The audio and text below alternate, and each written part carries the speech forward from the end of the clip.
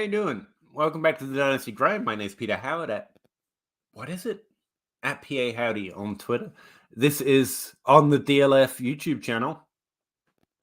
It's also on mine and a whole bunch of other places. No matter where you are, drop a comment in the comment box section, whatever that platform happens to have, about Dynasty or anything else. We'll be happy to talk about it for way too long. Because that's what we do every Wednesday at 9:30 p.m. Eastern Standard Time. Dynasty every week for normally about 3 hours at a time. Listen, I come to you mad. No, not really. We're not doing that, guys. We came up with a plan. It's not going to work. And I got nothing. I got no quotes. I've got no good way to start this show again. Just try and prepare things. Let's go for words from the common man. A friend I have at one of the jobs I hold to try and pay the bills recently told me, "Hey, Pete, this machine spits out so many receipts, you could basically take it home and use it as toilet paper and save money that way." Common man's not always that wise, I guess. And that's not that useful.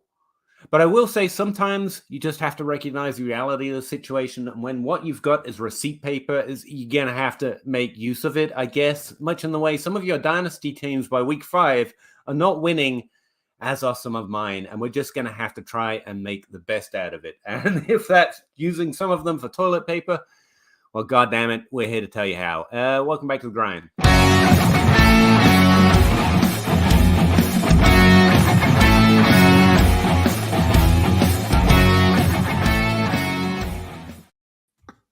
Welcome back, guys. How you doing? It's the Taysom Hill TP episode. I love it.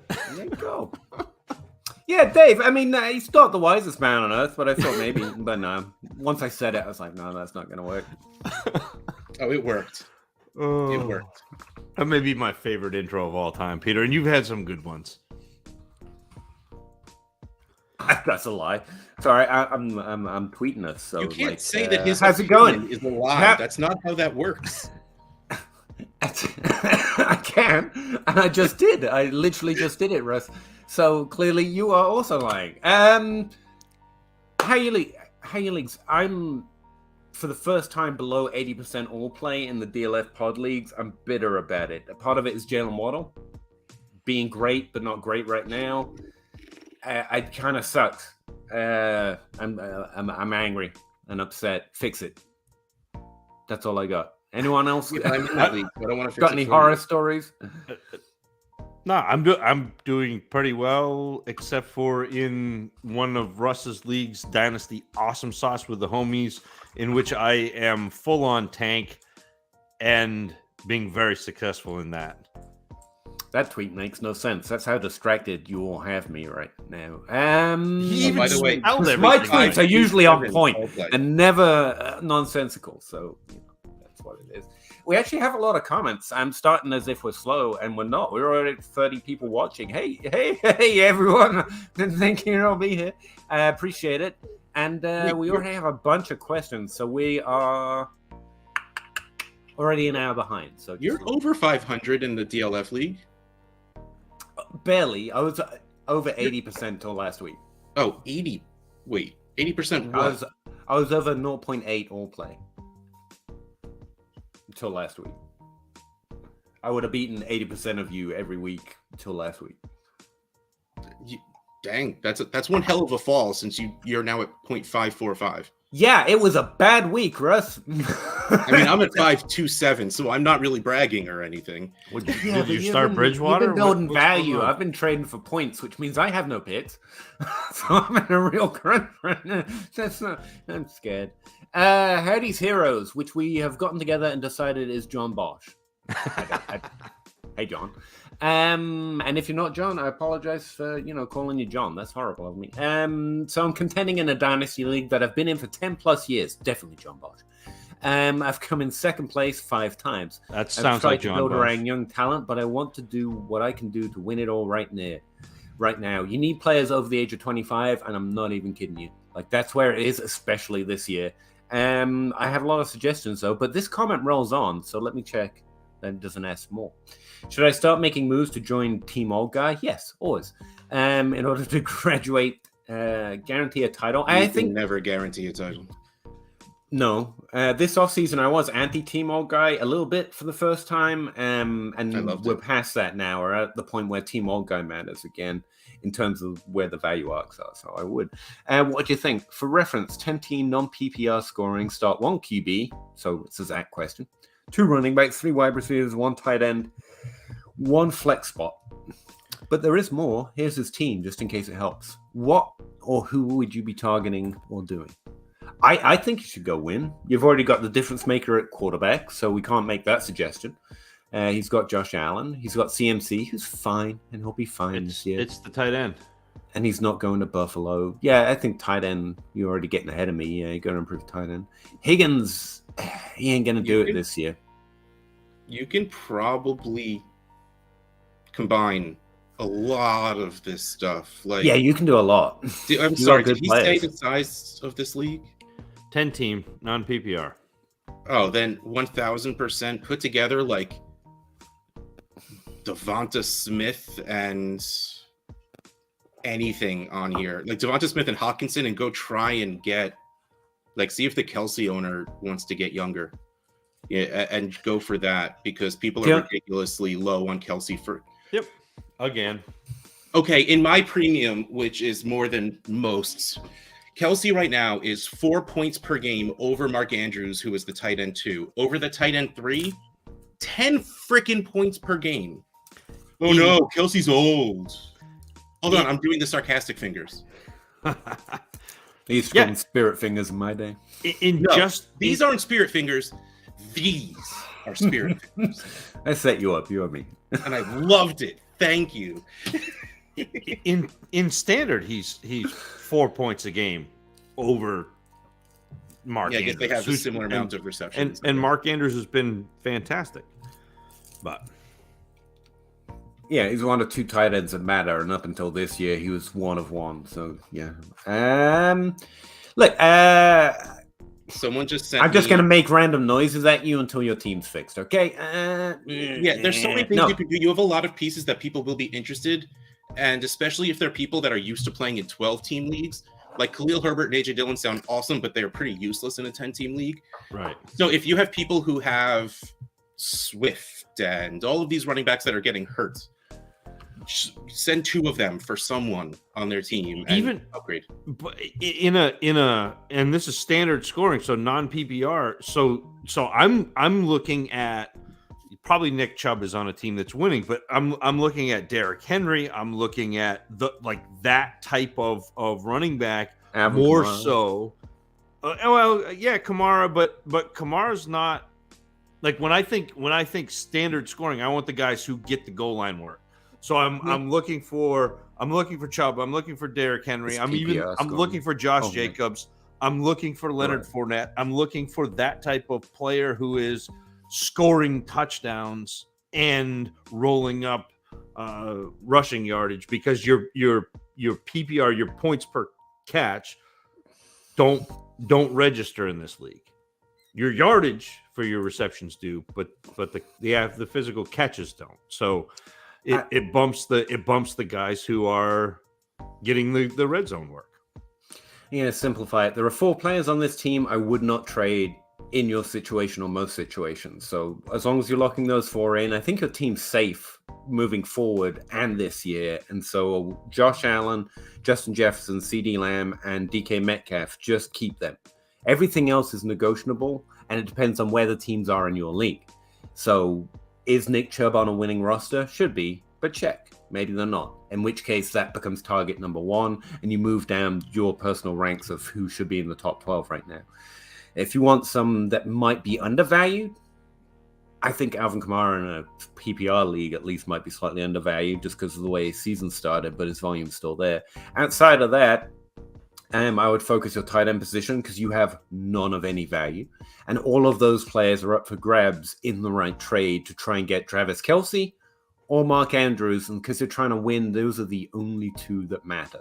Don't do a good deal because you get Waller or something. If it's not those 2, they're not really changing your outcome this season. So forget it. And you should be able to get it with some trade on with some of these players. Now, the players I think that might be stand out most that I didn't put on that list, T. Higgins. T. Higgins is awesome. He's awesome. Let's listen to Russ on any episode of this show. We like T. Higgins. Russ has got us. His volume is below where he should be right now. Jamar Chase is actually the volume leader on that offense. And while T. Higgins will still be great, you will find people who still value him as maybe the wide receiver 1, especially where his points have been over the last few weeks. And I think he makes one of the more interesting, high value trades to try and change your tight end position and get another old guy who's going to change your fate or increase your likelihood of winning this season. But that's only in a great trade because it's T. Higgins. We know to like him. CMC, you probably just have to keep. No one's going to value him more than he is, and you want running backs if you're trying to win. Everyone else, trying to bundle them into some compilation of those 25-year-old guys. It's Deebo Samuels. He's actually on the list right now, believe it or not, especially after last week. So Deebo's probably the highest value one. Then you've got Cortland Sutton. Deontay Johnson should be scoring more points than he is. I know, terrible situation, but you might get in there because of that. There's no one else at tight end I'd mention. At running back, you kind of got it. Honestly, with Jonathan Taylor and CMC, you don't need to put more value into that position. Like, imagine pulling Saquon and putting that in your flex spot. But if you could get Saquon, I hate running back. That would make me happy. Saquon, that's weird. Saquon and Fournette and Henry, but they're kind of and Chubb, but they might be on winning teams. Is there anyone? Oh, right, non-PPR. More likely? Maybe put Barkley at the bottom of that list. My bad. No, but like Barkley still Barkley doesn't matter. PPR, non-PPR, it doesn't matter because he's getting a ton of carries. He's getting the goal line work. He's getting the receptions. He's basically all things to all people. Breece Hall's too high now, right? Yeah, I don't think, and I think Breece Hall is good, but I don't think he's scoring quite the points yet to. Let's also just put it this way. Zach said he wants the running backs that are the goal line backs. Last week, Breece Hall had this beautiful 65-yard reception. And then Michael Carter punched in at the one. That's because he was tired after his 65-yard reception. I'm not worried about Michael Carter. Touchdowns. Yeah. Damian Pierce made me so happy. Yeah, Pierce. 48% of red zone opportunities. Yeah. And so those are the names I go target. The best one first, the least one last. And you're making these offers this week, by the way. Like you better go get already them. Wednesday. They should be in the inboxes by the end of the show. Lamb, you've already got. Pittman. Oh, there was one on running back. Swift. He's coming back. Is he undervalued because he's a running back and it's Dynasty? But I don't think in standard he's a. I mean, he's fine, but I don't think he's the upper echelon. You've already got DK Metcalf, and I put him on the list. So I think Debo's your best target at wide receiver. That's a good one. And also, that wouldn't be bad. I'd put him on the list of players not to trade for playing now and next year. So, I would target Debo pretty heavily at wide receiver. But start at tight end, man. See what you can get going at tight end. And again, you've only got 2 targets. It really simplifies things. Go look at those 2 teams. There are plenty of streamers, but in 10 team, I'm not. I just want one of those 2. Maybe Ertz. If the other 2 teams just won't work a deal, maybe Ertz. But I would send those offers first. So is your thought along the lines of get another guy who's scoring more, but just get rid of Hawkinson because he had one good game? Like Tyler Higbee. Hawkinson's great. To get those 2, like the answer is go get Kelsey and Mark Andrews. But I think if not, I'm gonna try and send one of these bottom guys and a third, maybe a late second, to go get Ertz or Higbee. And people probably still don't realize how well Higbee is doing. Higbee's a good one. Hurst even cheaper, but that's the thing. I don't think I start either of those over Hawkinson. No, I don't think so either. But. So I don't know it improves my output. I mean, I would get either Ertz first, Higbee next. Hurst as a deeper flyer. I guess, or got it. I mean, there's plenty of these guys, but that's why I'd only really focus those two, and maybe Ertz, because Ertz I think is a better start every week than Hawkinson. That's Yes. All right. I like concise questions. Well, three fairly big comments, but that's a simple We have question. 3 What do I comments do worth of now in this questions situation? and 18 minutes worth That's of what we answers. need. We need 3 comments worth of questions to get a specific answer out of us. Good luck, whoever you are, John. Richard Davis, 10 teams who flex tight end premium, start 12. 5 flex spots, 2 running back, 2 wide receiver. Traded Mark Andrews. That sucks. Jeff Wilson for T. Higgins. That kind of makes sense in a rebuild. Higgins, Hurst, and Dubs, and I don't Rashad know. White. And Gainwell. I mean, those last 2 are On whatever. a rebuilder. I don't understand all those other pieces, but They're all I'm young. gonna have them in. Yeah, They but don't have value outside of the season, apart from White, maybe. No, You might I be like able to that trade move. him for seconds at some point this season, but I'll be Flip actively Hurst. trying. Like, yeah, like I love that move. Mark Andrews scoring too many points, especially at the tight end premium. But I love moving to Higgins for any reason. But he's the player that I want to build with in a tight end premium. Like I want to build around Mark Andrews in a tight end premium. Yeah, but if that's what you've got to Yeah, get but a if lot you back, can get then you can't go Higgins right. and Higgins Dubs plus, I could do that. I still think I think you lose a difference maker at tight end to get a wide receiver. Like not a difference maker, a good wide receiver, but see Jeff Wilson for some of that package, like White and Dubs. yeah, or just I do Dubs that. would be That's fine. But I don't want to give up. Like Andrews literally is a first round pick or close to that for me in a tight end premium because he's a difference maker. If it helps, Russ, just say Travis Kelce 3 years ago. There you go. That's basically where I think. I'm trying to rationalize that I just want to get T. Higgins. Leave me alone.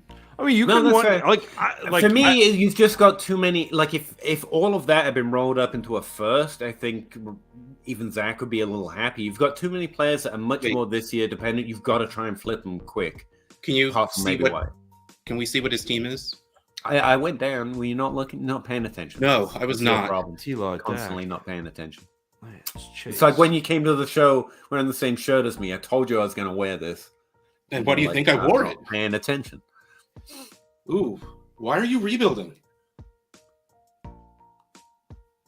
T-Law, Dak, Chase, AJ Brown, DKT, DJ Moore, Ayuk, Dubs. Why you probably should have held on to. Well, no, this is after the rebuild because he got T Dubs. Yeah, that's his team after. Hurst. Yeah, but like if you were talking, you have T-Law, Dak, Chase, AJ Brown, DK, DJ Moore, Ayuk, Burks, Robinson, Shakir, Kyle Pitts, Mark Andrews. Yeah. Like you probably felt like selling Andrews because you had Pitts, but the whole thing about tight end premium is you want as many as possible. Yeah. So like being able to start Pitts, I mean, sorry, you did this already, so this doesn't help. But like being able to flex one of them is, for lack of a better phrase, like the best flex you can do. Now you've traded Andrews, I do think you're on a more of a rebuilding pace. Like you right now get rid of Dak, get rid of Dubs, get rid of.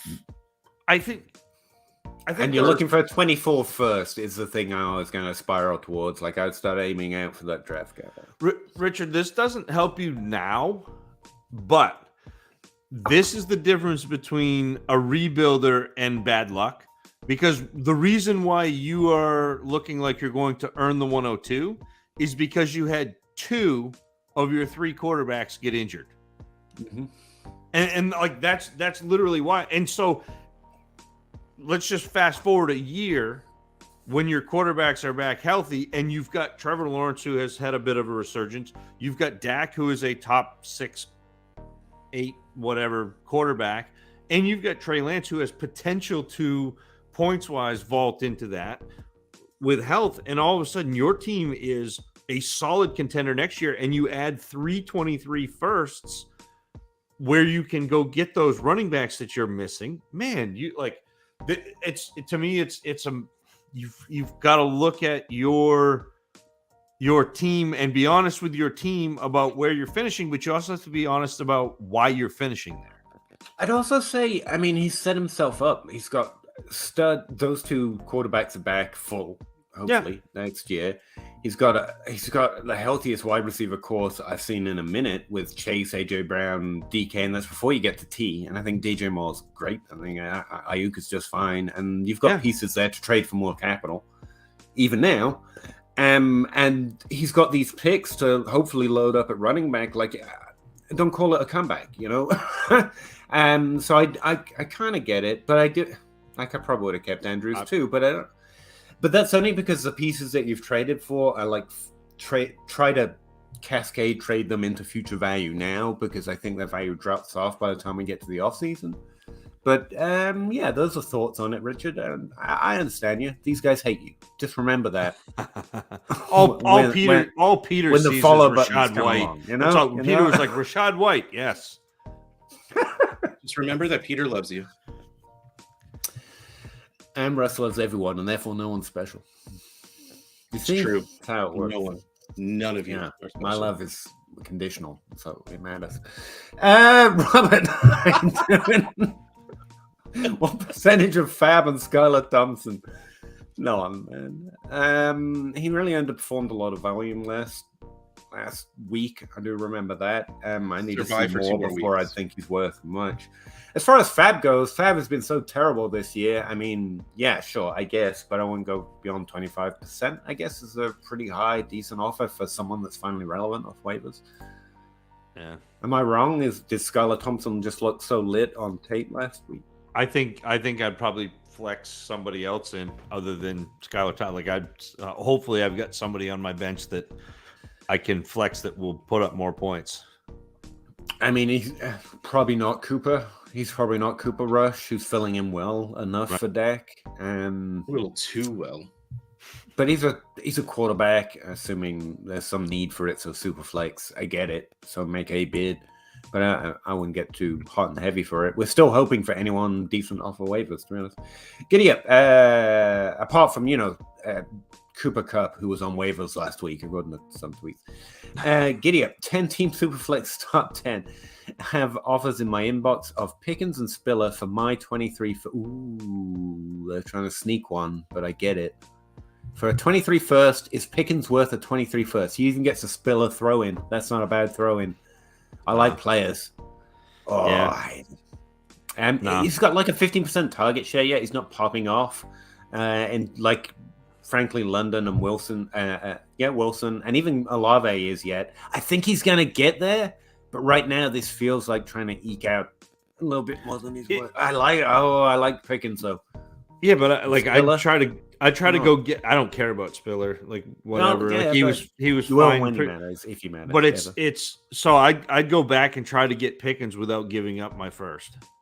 Like that's the ideal. That's the problem though. He's like right on that line. Giddy up. And that makes it a team situation thing to me. If the first is, if you are not a great team, the first is probably what you got to keep it. That sucks. Zach, you're a Pickens guy. Do you see Pickens being an every week starter in a 10-team league, like in the next 2 years? I mean, he has that potential. Again, like I think he is talented enough to be the best receiver in this class. He's gonna be everything you wanted Drake London to be. But there's also that the reason he's been eased in slow. I mean, my write-up of Pickens talked about the basilica and talked about that cathedral ceiling, but also talked about the catacombs. Like there is that. Hey, there are dead bodies in the basement for Pickens. I think the Steelers will love him forever because it's such a Steelers thing for a wide receiver to be in press coverage and knock the cornerback on his head. Like that is a Hines Ward thing to do. That is a Steelers thing to do. Yeah. Unfortunately, he also has some of that off field, if I remember right, which is kind of a problem. But right now, no. But if you just want to true threat Pickens, I think his value ends somewhere around worth a first round pick this year. so I don't hate it. But they're probably right. They're right more often than I am. Kind of. Not really. True. But yeah, do what they say. You're normally safer. Don't tase me, bro. 19. I will try not to. 4-1, but weak at running back. Rest of roster can likely carry me to playoffs. Should I wait as long as possible to buy a running back? Yes. What is your guys' ideal time when I need points? And if you need literally points, the last minute, because one of the very few things John Bosch and I really actually agree on is the fact that you want to make a move for running back at literally the last second, because like I see a lot of trades right now, like someone actually in a trade addicts league sent Najee Harris straight up for Dameon Pierce because Dameon Pierce is scoring points and Najee really isn't. But making a move at running back right now doesn't make sense because running back is the most injured position, and if you are spending capital that you can spend later or otherwise and isn't really affecting you now on a running back, and that running back gets hurt in 2 weeks, it was a waste. If you're trying to win this season, you wait until the last second. You wait until your trade deadline if you have one, or when it looks like there are people catching up to you for playoff spots. Like, I think that's smart as well when you consider the playoffs. Because how many running backs are like the first week of the playoffs? And it looks like you're going to make it. And the best running back to start is like depth running back 4 on some team that we never knew of. Exactly. And that's where you need them. And so if you waited till then, you could trade less to get a more valuable relative to winning this. So yeah, I think that's a pretty smart way of saying it. Yeah, as long as possible is really the answer. Hey, Lefty. Todd Radmaker. Sorry, took me 3 times to say that name. That's how bad I am. What fantasy football lessons have you learned this far? Not really. I try and take more lessons in the off season when I got time to process everything. I really want to look at the way the quarterback and wide receiver balance has happened. I don't know. Have you picked up anything new this season? I feel like I have, but none's coming to mind. No, not really. Like, I feel like it's been going. Don't freak out. Like, overreacting is becoming more and more. Like, our game of long-term Dynasty is becoming more and more redraft as we go. Like, in season, like this season, every season is very weird for a different reason. This year, I think the rules are still working broadly. Yeah, and it's hurting fantasy scorers. And it's making people make very weird trades, like Najee Harris for Dameon Pierce. People will tilt. I always underestimate it. It's like the Gabe Davis worth a first, and one bad game not worth a first no more. And then one game for 3 receptions for like 1 million touchdowns, and now he's worth a first again. Like, people will actively tilt much more than I always expect. It's not new, but it's something we're seeing a lot this season. And sometimes the waiver is barren. I forgot. The waiver's been pretty good to us over the last couple of seasons. It's not a new thing, but it's definitely a reminder. Dustin Oz, evening, 10-team Superflex contender. Nice. Have JT, Saquon, Mixon. Mixon, he's the most underperforming player in the NFL who's played more than 3 games. So much volume. Yes, so much. Oh, the volume. That offensive line must be real bad. That's my go-to when I don't understand something. The offensive line must be real bad. And handcuffs. Am I crazy for trying to pivot off Mixon now mid-ship run? Ideas to trade down, tear down, buy years, and keep running going the same. I mean, you're always looking to add value. It's Dynasty at the end of the day. Even if you're contending, even if you're winning, you can't bleed all your value because you got to be able to play that cycle game of going up and going down. So it's never a bad idea. I don't think the market's there on Mixon though. You'll find very few nerds like me and Russ in your league going, "Oh, that volume." Most look at the points and go, "Ooh, that's ugly." So if you can, yes, I would guess you can't. Yeah, because you're going to have to find a very specific situation to move Mixon, because it's going to have to be to another competing team. So you're going to have to find a competing team with a lower end. Like, if you can somehow pull off like CEH in a second, that's beautiful.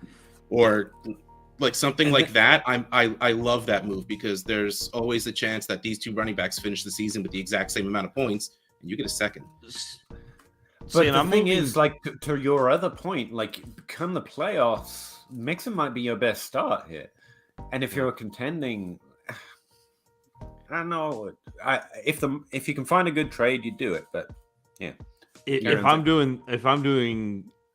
trading Mixon, I am looking for somebody like Amon-Ra St. Brown. I'm pivoting to a different position first of all, and I'm looking for a younger wide receiver who I think will score points, but isn't necessarily right. I mean, he's been nicked up, so he's not scoring points. People are maybe a little bit down on him. Like, that's what I'm looking to do. Otherwise, you guys are absolutely right. Hang on to Mixon because the volume is there. As a general rule, we chase the volume, especially with running backs. The points will come. Yep. Sorry, I'm checking something. I like looking at keep trade cut, especially given how people tilt. Like, it seems to be a great way of measuring how badly and not to play Dynasty. I'm sorry, but I was just wondering. Jalen Waddle has come down. Like, no one can understand why suddenly he's not a top 12 wide receiver anymore because. I mean, it's almost like losing your quarterback and then the second string quarterback throwing one pass and then disappearing is bad. But yeah, it looks like he's down like 2,000 points or so. He's still like 18th overall and in the top 12 of wide receivers, but the guy in your league might be tilting. Again, learning that people tilt or accepting once again, as I've seen before, people tilt. I mean, that seems stupid, but I'd check out the Waddle owner. But I think Zach's idea, if you're going to trade him, I would try and do something like that. Yep. Not just a different running back who is younger.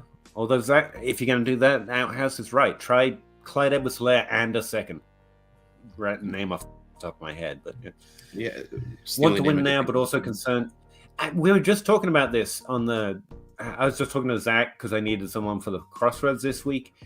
I mean, some leagues you can have cake, and then some leagues you eat cake. And week 5, decide which way you're going. And you can do either. Even with a winning team, you can decide I'm going to make a cake here instead of gorging on the cake that I've already made.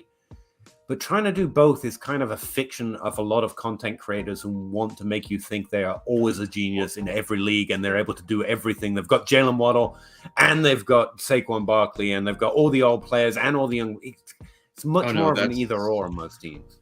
That's why you have 26 leagues, because you can be winning in like 8 of them and rebuilding in a league. In 18 of them. It's kind of cake or eat cake. I think that to me is, as somebody consuming content, is something you need to understand about the content you're consuming. It took me forever to figure it out. That's why it's such a hobby horse of mine. It's like you listen to all these folks who are much better at Dynasty than me, smarter, more handsome, or pretty if they're girls, and they make better content. But I'm like, how do you do all of this? And it took me forever to figure out, they're talking about 50 different leagues. Portfolio plays, is the truth. And that's the difference. So, like, if you're listening to me, like, the moves I'm talking about, I'm only playing in 5 leagues this year, Dynasty. So, like, they're the moves I'm making. Oh, I can cherry pick my leagues and make myself sound amazing at this game, and completely ignoring how bad some of my teams are that aren't bad on purpose. I mean, like, seriously, yes, no one's that good at this game. Just gonna put it out there. That's what we've been trying to tell you, but we're nerds and we don't say things right. Small sample, high variance. That's literally what that means. That's the nerd thing. But we're bad at communicating these things. Sean, like, no one's good because it's possible to be good. Not impossible. You can be better. Sean traded Kelsey and Curtis Samuel for Pitts and Wilson. Yeah, I mean, like, I like that, Sean. I hate giving up Kelsey. But you gave it up the right way. Scoring points, though. Yeah. You're a contender. Those 2 players help you win a ton more than those other 2. Yep. Don't get me wrong.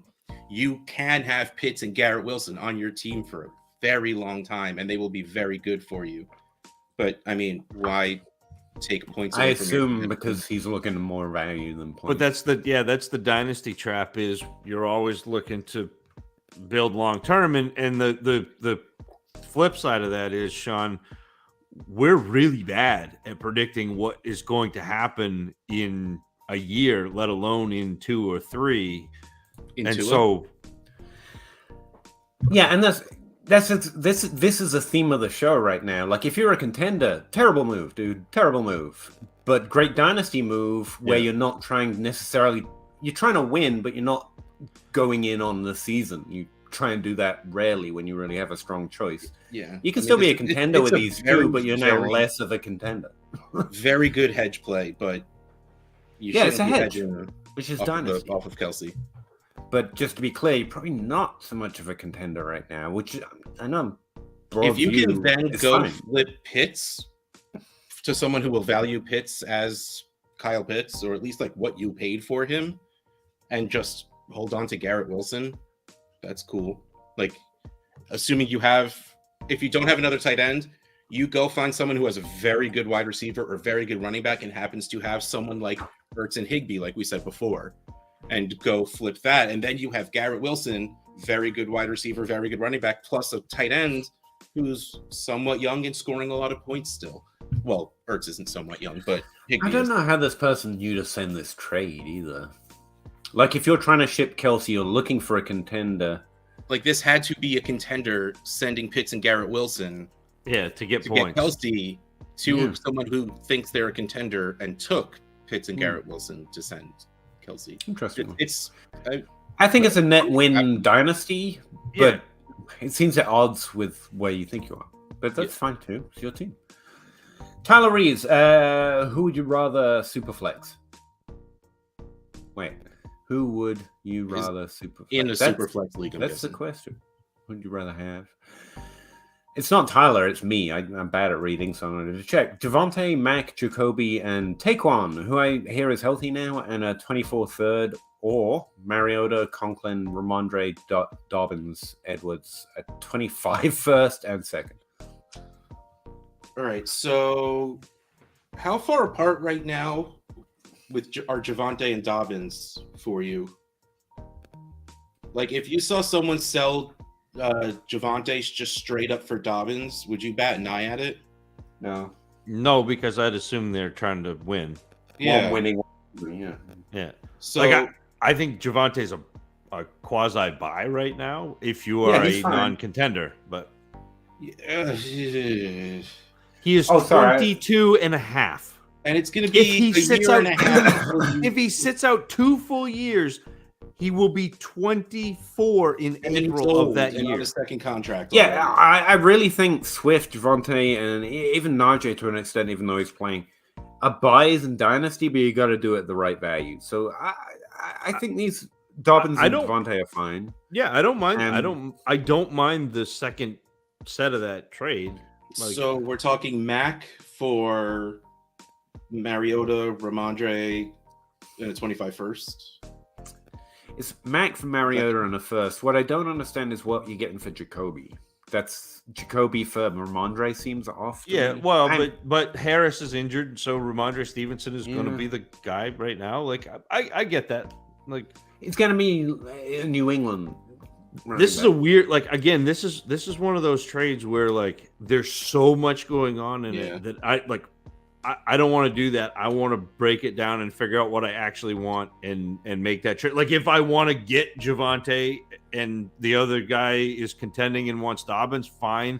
If it's the other way around and I want points, then I'll send Javonte and get Dobbins. But like all of the other stuff seems. Here's the thing. I want Javonte and Mac and even Jacoby more than most of the things in this trade in Dynasty. Yeah. It's a non-winning move, apart from Jacoby, because he's going to score some points. But I'd still rather have Jacoby than Ramondre even. Yeah. And broadly, wide receiver or running back. So, like, I want the Javonte side of this. And the 25 first doesn't do too much for me because it's too far away. It's not enough to make it up for me. And so I have an answer. But I agree with you. Trade's a little hard to break down. Like Mariota's with nothing next year. I don't think Conklin should ever be worth anything. Get out of here. Or Edwards. Even though he is scoring points most times, it's still weird. But that's tight. And Traquan's interesting. Yeah, I want the Javante side. That's all I know. And you can break this trade down so many different ways. The 25 first, if that was a 23 first, we'd be like, oh, wow, okay, that's maybe equal. But 2 years out seems a little too far for that side. Yeah, I'd feel a lot stronger if that even was a 24 first. Yeah. I'd feel it was fairer. As it is, I think the Javante side is a clear walk-away win. But that's me. And I'm an idiot who's now no longer great in the DLF league, and I hate myself. Lofty 08, 10-team Superflex, just give you fuel for when you get mad at my answer. I mean, there's a lot to be mad at, so I just thought I'd throw a few ideas out. I had a few ideas out. Lofty, welcome back. 10-team Superflex, start 9. I'm a rebuilder. Cool. Lots of people think that's the theme of this show. You think you're a rebuilder and you're not. You think you're a contender and you just made yourself less. But he's a rebuilder. He's got Hunt and Pollard on his roster. Are either worth keeping for next year? The running backs, man. If you don't need the points, trade them for what you can get. That sucks. I know, because Hunt, especially the upside. I get it. But no, they're people you should be actively shopping and hope your league is willing. And they're players who should be scoring points this year, so they should be valuable to somebody in your league. But they're also the secondary pieces, so they are players where I might split them up, try to make 2 different trades, and pair them each with something to tier up, get more. Tier them up. Yeah. Ultimately, what should you be looking for is the real question here. I mean, the second round picks, you're hoping to get that kind of value, but I think Zach's right. You're probably going to have to pair them and go up higher than a second round pick. These guys with something the value of a second to try and get a first. Yep. Or you're trying to trade into some of those wide receivers, like switch the position. So you add a second to them and you go try and get... Who could you get with Hunt and a second to a contender team if they've got... I don't know. Chris Olave might be slightly lagging behind in value because that's new. Pickens might be able to get a good one. But if not you're that Wilson, Pickens will be on their team, but that kind of young, good, done something already wide receiver. Or a first. Generic 24 first kind of a thing. Kevin Hobby, I need the opinion of the smartest guy in the Dynasty analysts on YouTube, Breece Hall and Kenneth Walker. And no, who do I nix here? It's me! I'm the smartest Dynasty fantasy football analyst on YouTube. Breece Hall and Kenneth Walker, or mid 23 first. 3 firsts. Yes, it is 3 firsts. That's ridiculous. Yeah, that's fair, Russ. I like it. I'd take the firsts. It would be... I got 2 of them. What do you want from me? I got 2 of the smart. I got the 2 the smartest. And that's a lot. Like, it's rough to not get a player back. But oh man, that's a lot of value. And it's tough to give up. Worth 3 firsts. Tough to give up Breece Hall, but yeah, yep. Order 66. When targeting guys like Bell, it's difficult right now. But I like the idea. Historically, do you find it more productive to go straight after them or try to add them in a bit? Try to add them in a bigger deal because you don't want to trade directly for Bell. Because he could foul out. I'm disappointed so far. A lot of the season left, but he could foul out. And right now, his value probably hasn't gone nowhere. He's worth a second round pick because he was worth a second round pick. So I'm trying to do a bigger deal. And that's historically the best way I've gone about it. Like, I have Taysom Hill on a rebuilding team. And I think it was before we hit the live button. I got offered Alberto Quegmanum for him. And I'm just like, no thanks. I get that he's like 15 years younger, but like, even though I don't want the points on my team, I can't just not start him. Like, what's the point of just trading Taysom Hill, who's really worth like a third? What good does that do me? So I'm going to try and take Hill on something else and get me something better. Like, it's the same thing with Bell. It's just like, am I going to take an early third for him because that's probably what he's worth right now? Even though you paid as a mid-second, it's just like, I might as well just hold on and see what he can do. Like, there's no reason to do that 1-for-1, which is why you need to make it more worthwhile, like Peter was saying that entire time. And also, it's good to do it now, not next year, because that won't change. And but by the time it changes, you will be less interested in getting Bell. So if we get to that point, you're already past the point you want to buy.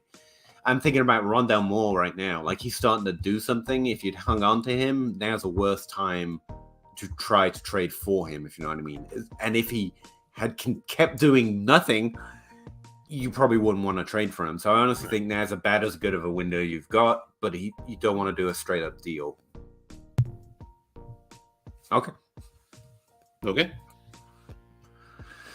Van, 32. Yeah, Van, I'm going to go with that. I'm rebuilding in a 10 team. Lots of 10 teams today. That's awesome. Start 10, 1 QB, but I got offered Kittle, which is interesting. For a mid 23 third and 24 fourth. Yeah, you take Kittle. Take that anyway. That's Kittle. You just take Kittle. I mean, flip him for a second and you still profited. You'll be able to flip him for more than that somewhere sometime. I'm trying to get in the headspace of whoever offered that. There is nothing. You can pick up good players in every second round of every draft. Do you believe I got Donald Mooney in the second round last? Okay, I'm in the headspace. Yeah, they're idiots. Take it. Don't worry about it either. Like, they'll find another league eventually. And I think Kittle's nicked up right now. Like, they have. Yeah, of course. They've had him in blocking as opposed to running routes. Like, eventually he will get healthy and be Kittle. Like, that's a win. Yes. And even if he's not, like, no, you don't hold on to him. You find the second you can move him, you move him, but you'll get more than a third and a fourth. Or you hold on to him. Benjamin, need help on a redraft trade. 12 team, half PPR, currently want 4-1. Again, I feel like issuing that isn't as descriptive as we've seen today. In fact, 4-1, 1-4. You can be 2-2 and be like the clear leader of the league. But I appreciate the information. Give Mike. Sorry, I was looking at Russ and he was doing a weird hypnotizing thing. Value. I figured. Mike Evans, Brees, Cooks, get Stephon and Keenan. Oh, that's interesting. Or I could give Jacobs, Evans. I'm going to do this one at a time just to be clear. So Evans, Brees, and Cooks for Stephon and Keenan. Stephon's tempting. Ooh. Yeah. But that Brees Hall.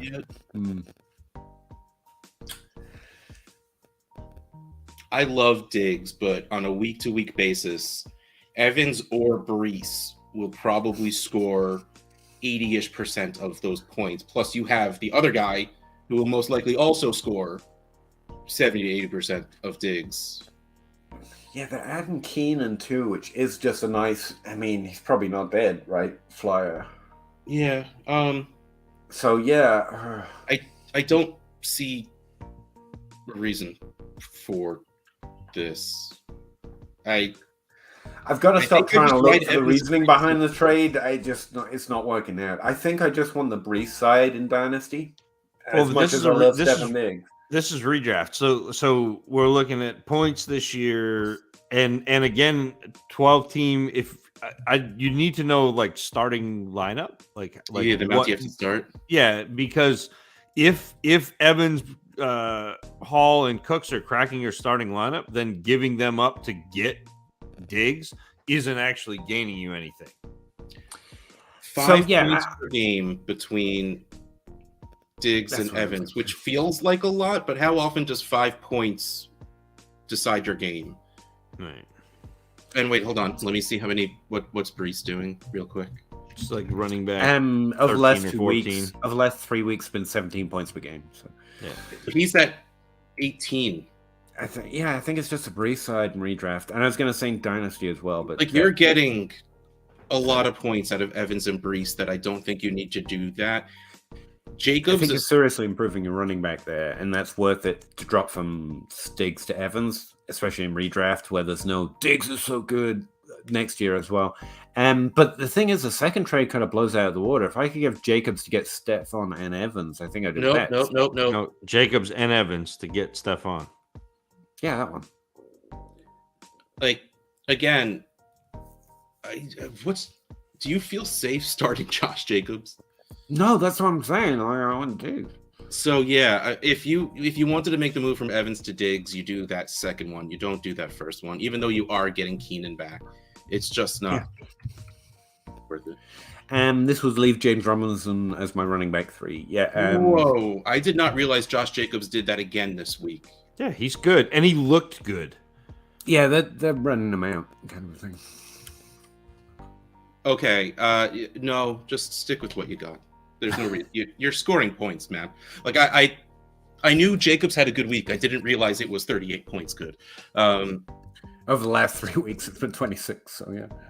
Yeah. So like, if you're talking about almost a floor of 13 points and a ceiling of 44, you keep Jacobs in your RB2 slot. Brees, you have both. Yes. No. Don't do this. Don't do this. Keep what you got. Yeah, Sit it feels tight, like Ben. you're training for name brand too much. You know what I mean? It's measure weird it when in you points. actually take time to look and think of things. You actually get a better answer. And this is it's not a plugging content thing. I won't even know if you check. But if you want to look at the points, my pinned tweet is just collecting 2022 data, and you can literally sort by position or win by the weekly points. Like, you have access to that, just in case you're like, how do I know that? Like, you have it, I promise.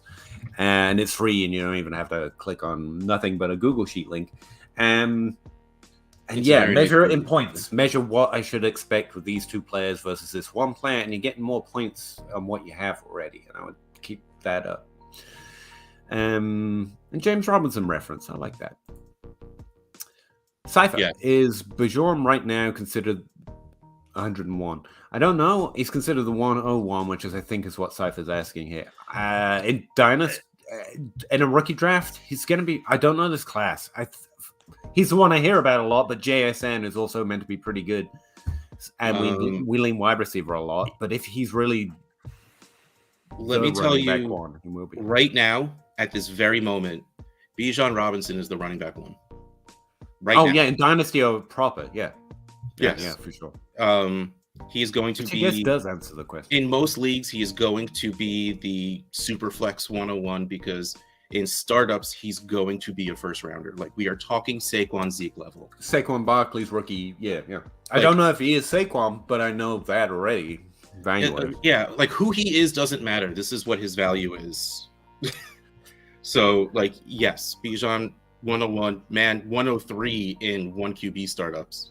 Like, I mean, so yeah, Chase, Jefferson, Bijan, like that's what it is as of right now. Yes, sir. That's the most most definite answer. Like, yes. And the more I think about it, SU too, buddy. No, welcome back. 1 QB, half point PPR, James Robinson and Zeke. Or 23 first. I'll take the first and the second. Yeah. The second's a nice plus. I actually got a 23 second for Zeke yesterday and was thrilled I actually got a second for Zeke. Yeah, he is living on so much momentum right now. Like, Pollard has more of that volume. But that doesn't matter.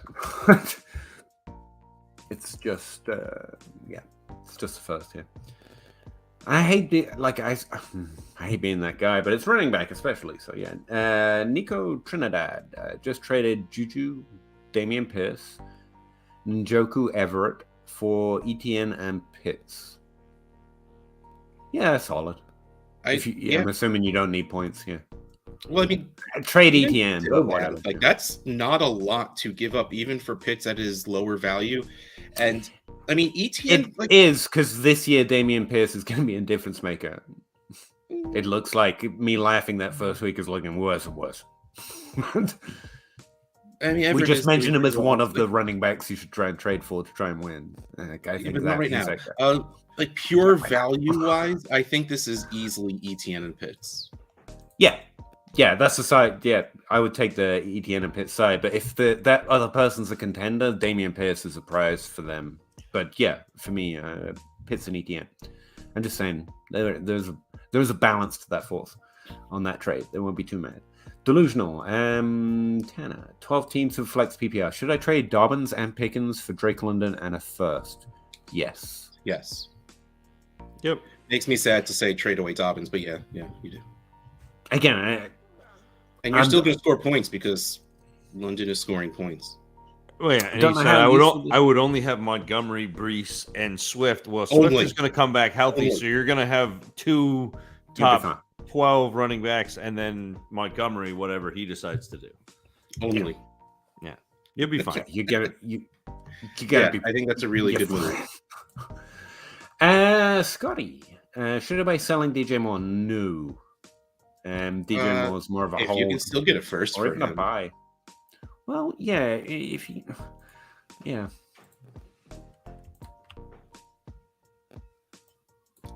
There's a siren going past my house, and that's not something that usually happens, so I got kind of freaked out. I just ordered someone to come around and assault you for saying that. Yeah, if you can get a first for things that aren't valued Dude. above a first, do that.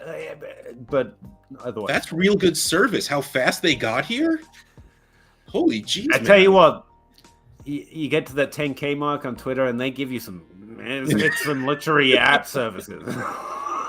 Good for you, man. You got your money's worth on that one. Aren't you twice me by now? Robert, if you're dropping a question, make sure you leave a like too. I appreciate that, Robert. Thanks very much. It's kind of the thing I should say, never do. Grid for gold. Is Andrews and Kelsey more valuable than Pitts in Dynasty? Andrews is. The answer should be yes, but the answer is still... Actually, no. Andrews is worth more at this point because he's, 26 in scoring points, but Kelsey is not, but again, still should be. The answer is there are multiple types of value. And so in the value of points, the value to a contender, yes, they are. In the value of dreaming on the future, it's Pitts because everyone's dreaming on the like. This is the thing. There are multiple facets to value. Value is not just value.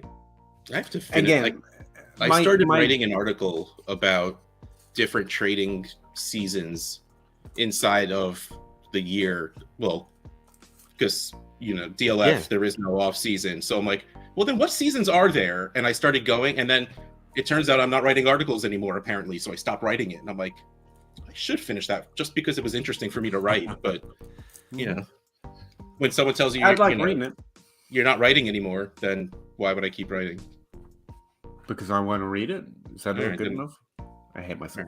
I'll start writing again. Again, it's not the final answer, but my brute force initial attempt to evaluate anything in Dynasty is who's drafted higher in August or who's drafted higher at a certain time, giving yourself what a time frame you want. Andrews is drafted above Kelsey and Pitts. Like, that's the guy. Kelsey, I want more than Pitts, to be honest with you, but I'm going to work within the market when it's giving me a value. So I think Pitts is higher than Kelsey right now. It's not always the answer, but it's a good lead in. And the other part, and this is something I do question because it's possible, but I think sometimes we exaggerate it in the same league. Like, you're playing in one league. Sell now, buy back later. I think that's much more difficult than we make it sound, or some things make it sound in Dynasty. Like, you're talking about the same person, and they're going to remember what happened 2 months ago and be like, no, I'm not doing it. I'm going to stop it because that's me. I'd be like, no, I'm digging my heels in. Go get it off someone else. That's everybody. That's psychology. Yeah. October ADP is in, by the way. So if you do this, you're not switching it back later. And Andrews should already be above him. Kyle Pitts, tight end 1 at 7 overall. Mark Andrews, tight end 2 at 16 overall. Travis Kelsey, tight end 3 at 30 overall. But so also the first 5 weeks of scoring are in, and Travis Kelsey is outscoring everybody by 5 points a week. Oh, so and retired this off season. No. That wasn't me arguing anything. Peter said, like, I go by who gets drafted first. Right. But what I'm saying is, like, again, we got multiple facets of value. Yes, 1,000%. Cypher, love you guys. Would you trade AJ Brown for London plus Yes. 23 first? Yes. Love you too, Cypher. Yes. But like, probably 1 or 3, especially that early of a first. Oh yes. Good job. I love you too. That's a win. Zach doesn't love you. Grind. Should I trade away Burrow, Cousins, and a 23 first and a 23 second late for Josh Allen, and Judy? Josh Allen. If it's Josh Allen, yeah, that side. Yeah. Hey guys, 12. No, I don't know. I mean, it's a lot. You get the difference maker, but that's a heck of a lot. Wait, should I trade away Burrow, Cousins, and a first, and a second, and Judy? I don't want Judy. Realistically, you're probably Burrow a first and a second to get to Allen. Yeah. So Cousins for Judy. I mean, that's a little strong, but I don't hate it. I'd rather have. So I honestly don't hate this trade. In a Superflex, I'd rather have Cousins than Judy by a lot. Yeah. Yeah. Yes. I agree with everyone. It's a lot to give up, but I think it's realistic if I'm the Josh Allen owner, you have to overpay to get someone like Josh Allen. Yep. That's what I was going to say. Is this an offer you're thinking about sending or one they sent you? It's different. Like, if you're thinking of sending it, keep Cousins out of it. Like, you don't need to send Cousins. If this is what they're offering you, yeah, to get to Josh Allen, it's fair. But I'm trading Judy straight away for another first if I can get it. I don't want Judy. Pair the second and Judy and see if you can get something that you want. But yeah. Grimly. I like that. Hey guys, 12-team PPR competing. Nice to know. But lack depth. You don't need it. Elijah Moore, Dobbins. You have nothing but depth. I'm kidding. Elijah Moore and Dobbins have not produced well enough. They have not.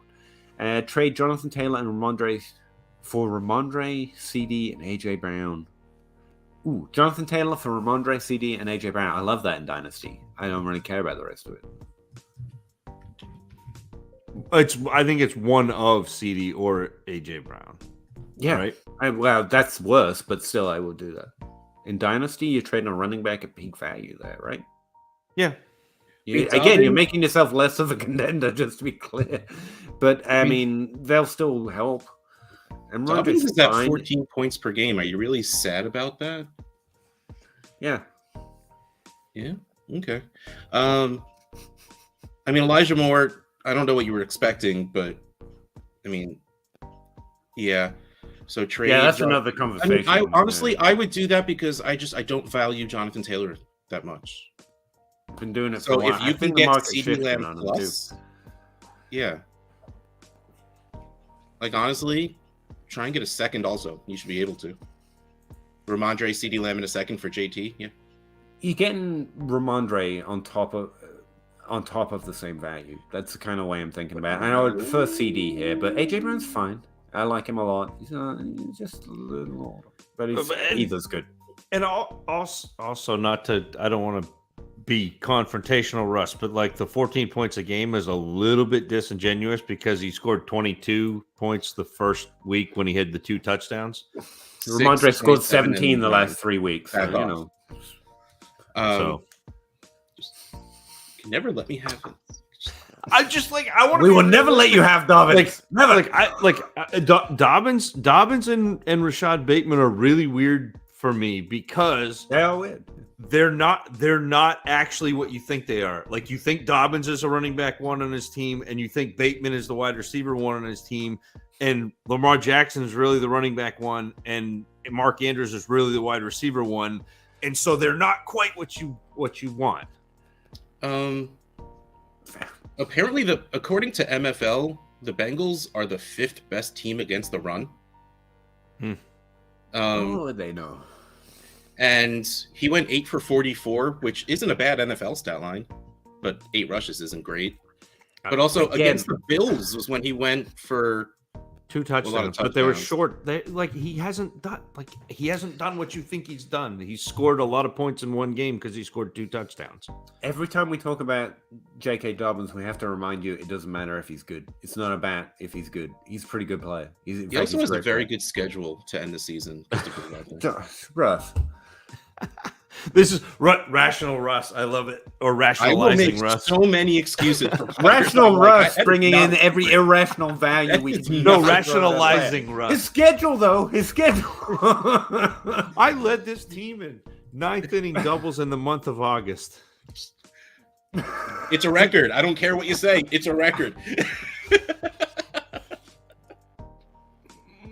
I'm gonna have to go watch Mr. Baseball now. I've made 2 references to it.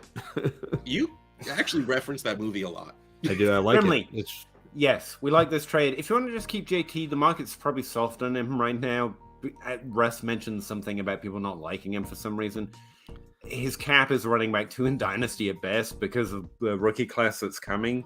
But I've been a fan of selling him for a top tier wide receiver for a while because that kind of always happens. So, and you're kind of getting a top tier wide receiver with a plus here. So yeah, I would have been all in a while ago. trade Dobbins instead. See what you can get. Oh, goddamn. Moving on. Ignore him, Grimley. No, it's. I'd rather trade Dobbins than Taylor right now. Yeah, but I don't think you're getting CD or AJ Brown for him. I think that's good value for Taylor, which is why I'm fine with that. But yeah, if you believe in Jonathan Taylor, you don't sell him for a good price. You wait until he's worth running back 1 prices again. And then you do what Zach said and see if you can get a solid guy for Dobbins. Yeah. But if you don't believe in JT, then do that. All right. Do what they said. Caleb, 10-team half-point PPR, unless Russ is talking about a tall wide receiver from a certain university or J.K. Dobbins. Apart from then, that's when he's irrational. Caleb, 10-team half-point PPR, Superflex re-butter. But I like the way he says it better than me. He got the Sun God, a 23 first, and Mac. It sounds nice great for Walker, already. Bateman, and Akers. Yep. That's Good job, beautiful. Caleb. That's how you do that. I mean, Yep. I'm a big fan of Bateman's where his value's the going. Smart comes with the name, man. But you got value Saints. for Bateman from 3 months ago. So I'd rather have St. Brown than Walker. I'd rather have the first than Bateman, and I'd rather have Mack than Akers. So that is a triple win. You pulled the slot machine lever. It came up bar. All of the coins came out. You're happy. Caleb's Now here let's to go give get gelato. advice. Not You got all Caleb. those coins. He You gotta doesn't spend it need on to something. take advice with that kind of trade acumen. And Professor Chaos, no less. Oh, I remember that episode. That was funny. 14-team, 10 PPR in his inbox. McCaffrey for Geno, Burks, Waddle, and a second. Wandell, sorry. McCaffrey. Oh, wait. Superflex? It has to be for Geno to Has be to be. Yeah. So And he says I'm 0-5, but get something better than that for McCaffrey. What you do is you take McCaffrey, sending up 1, 2, 3, 4 pieces, and you trade McCaffrey for 2 pieces, and you'll be winning. Yeah. It's not that the value's bad, it's that it's too spread out. I hate the way I talk about players, but when you're breaking apart the value of a fantasy asset, you want as few pieces as possible because they have necessarily higher value. And that's spreading it a little too thin for me. And you're also by getting those players, you're getting pieces that don't have necessarily the Burks is the only one in the kind of potential that I like for his future value. Is that what right? you're But even going he has like there's a worry that Burks's value goes down. So like Geno keeps this job though, right? He should, but they're also going to be in the market to draft a quarterback, and Geno's a journeyman. A little too well. See, if I felt more secure in that, I might say it's okay. And it's not. It's not okay with Geno's job security not being. You make this trade for McCaffrey and then flip McCaffrey as soon as you can. But he's already got McCaffrey. So I assume, based on the way it's. You're on the CMC side. We're united. If I read that backwards, my bad. The answer is McCaffrey. Giddy up! That's the name. No one actually giddy up. Trade Swift and CMC for Henry and an early first. Yeah, first side wins. Easily. Yep. Grind for gold. Again. If you believe your win now teams can still come back from 1-4, do you hold or sell older assets? I mean, you're always looking to add value, but if you think you're competitive, there's no need to sell players you think are going to score points. Reports, standings, power rank. There you go. SU, 1 quarterback, half-point PPR, Raheem Mostert, who is interesting. It's been 2 weeks, and he's got the volume. Versus 23 third and a fourth, and Kyle Phillips. Yeah, just Mostert. Yeah. He's scoring points. Points Love are that good. Love I that. broke that. Russ doesn't know this yet, Peter. But That's true. I am at the vanguard of fantasy football. I broke this on the Dynasty Crossroads before we came Revolutionary. on. Points are good. No. They exist. They're real. I didn't believe it. No. I I didn't know, believe right? it, but he demonstrated know. it pretty thoroughly. I was. No. I know it seems radical. I'm kind of a maverick. There's a Top Gun joke in there somewhere. Cecil, McBride and a mid to late 23 second for Fairmouth. Yes, Fairmouth, please. I would take Muth over Goddard at this point. Yes. All of that. Pulling down our season wins every show. I will be right back, fellas. I once saw Cecil Fielder hit a home You said run this at wouldn't happen Fenway. anymore. Well, I'm not going to draft. I'm going to get a snack. Oh, you found other reasons. Cool. Yeah. I just need to leave you guys whenever I can. It's fine. That's understandable. Zach, we should really do this more often. Casey, 12-team Superflex PPR. I sold Aaron Rodgers and a 25 third and a late 23 first and a 25 second. Wait, I've read something wrong here. Rodgers and a 25 third for a late 23 first and 25 second. It's a Superflex. If that's Aaron Rodgers, it seems low. Really need to sell a QB. So it was Aaron Rodgers. Limited. Yeah, that's the thing. It was always a more limited marketplace than some suggest. He's got Russell Wilson, Stafford, Watson, Fields. Thoughts? I would trade all of those quarterbacks at value right now. That was a lot of shade at John Hogue, just very subtly, where you're like, quarterback trade market is a lot tighter than some suggest. I saw that. I mean, I have openly thrown shade at John, so I think I'm allowed to do it subtly too. Yeah, this seems too low. Just a single first, basically, this works out to for me. The difference between a second and 25 and a third and 25 is a little slim. I get it. It's your league, and if this is what you can do, that's it. I get.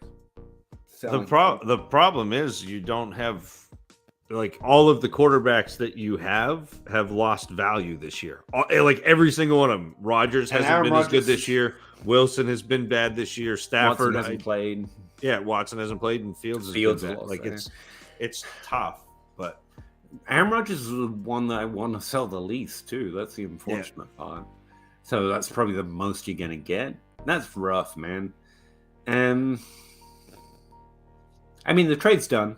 It's fine. I don't think you lost, but I wouldn't be selling the rest of them for less than this, which is probably mean you're holding all of them. But that's fine. They're going to score points again at some point, and then someone does realize that they need quarterback points to John Hogue's points, and there's only so many. So there should be better trades on the horizon. Those are my thoughts. Yeah, but this is a league where if a quarterback gets injured, I'm immediately pouncing on that team and saying, "Okay, here, I'll trade you Stafford, or I'll trade you Russell Wilson, or what." Guy who just lost Tua, guy who just lost. Yeah, there's a lot this year as well. So first plus is what you're looking for, which is kind of what you got here. Which that's why I'm drawing the value line there. But you don't just have to hunt 23 first. That might account for why this seems so low, because people are smart to target that class, and so you might have to go further out. 24 first and 25 first. Sucks that it's so far out, but at least you're getting two. Value's a little more secure. Make more trades later. All right. Half point PPR 1 QB. Mahomes, Kelsey, Hall, Chubb, Jefferson, Cup, Swift, Najee, Mike Williams, Juju, Dobbins, Dynasty. Good job. Wait. He's down here too. Wow. Judy and Burks for Mike Williams and a young running back.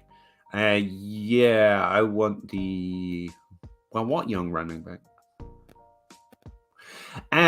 Broad strokes, I probably want the Burks side. He's got the highest upside of what you've got listed here. So Burks and Judy is probably the side I keep. Again, I don't mind getting the Mike Williams side and the young running back, especially if I am like with that team. You're looking for points. Mike Williams That's a is. good point. We talked about this in a DM that's a good thread point. the other day, where like Mike Williams, Gabe Davis, like those are about as good as you can get as far as flex plays, because the week to week ceiling is just huge.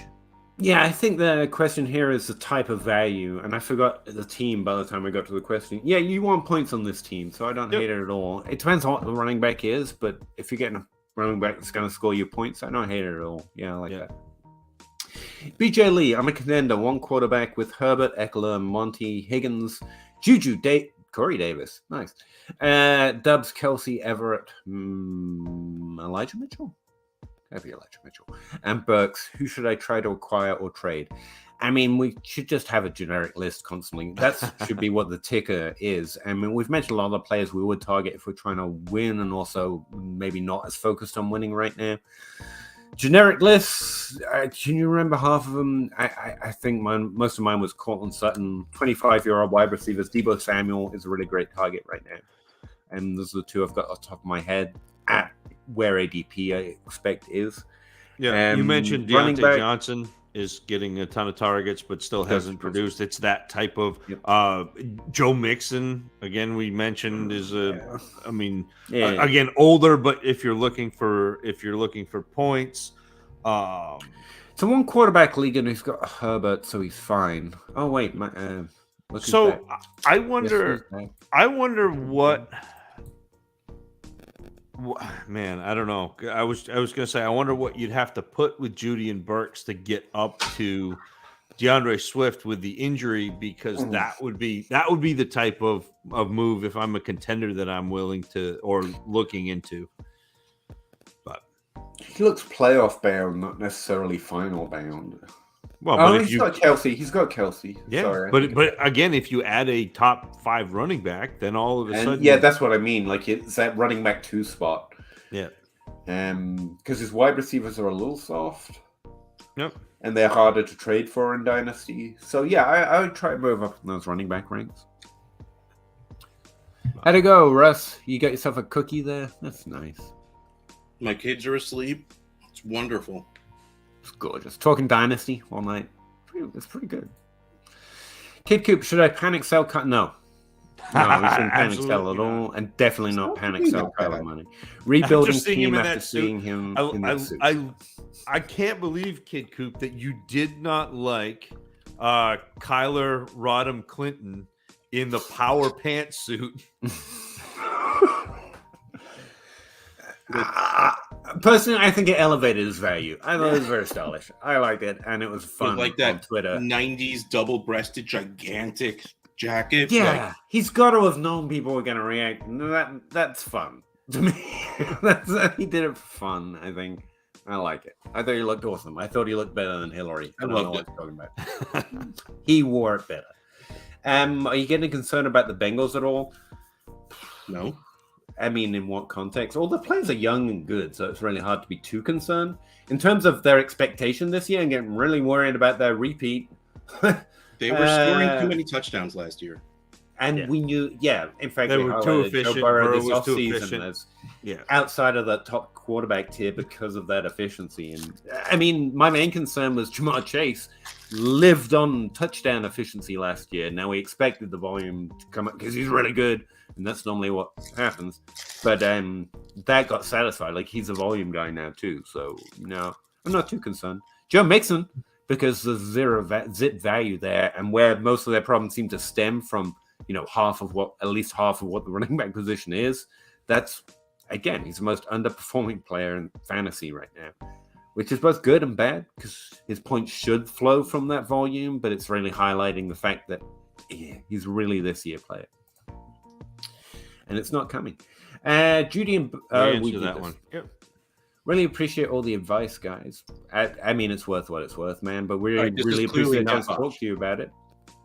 No, it's not. You're the best Dynasty Fantasy Football resource out there. Thanks for your hard work, and look forward to your content. Cheers. It's really not John Bosch. Wow.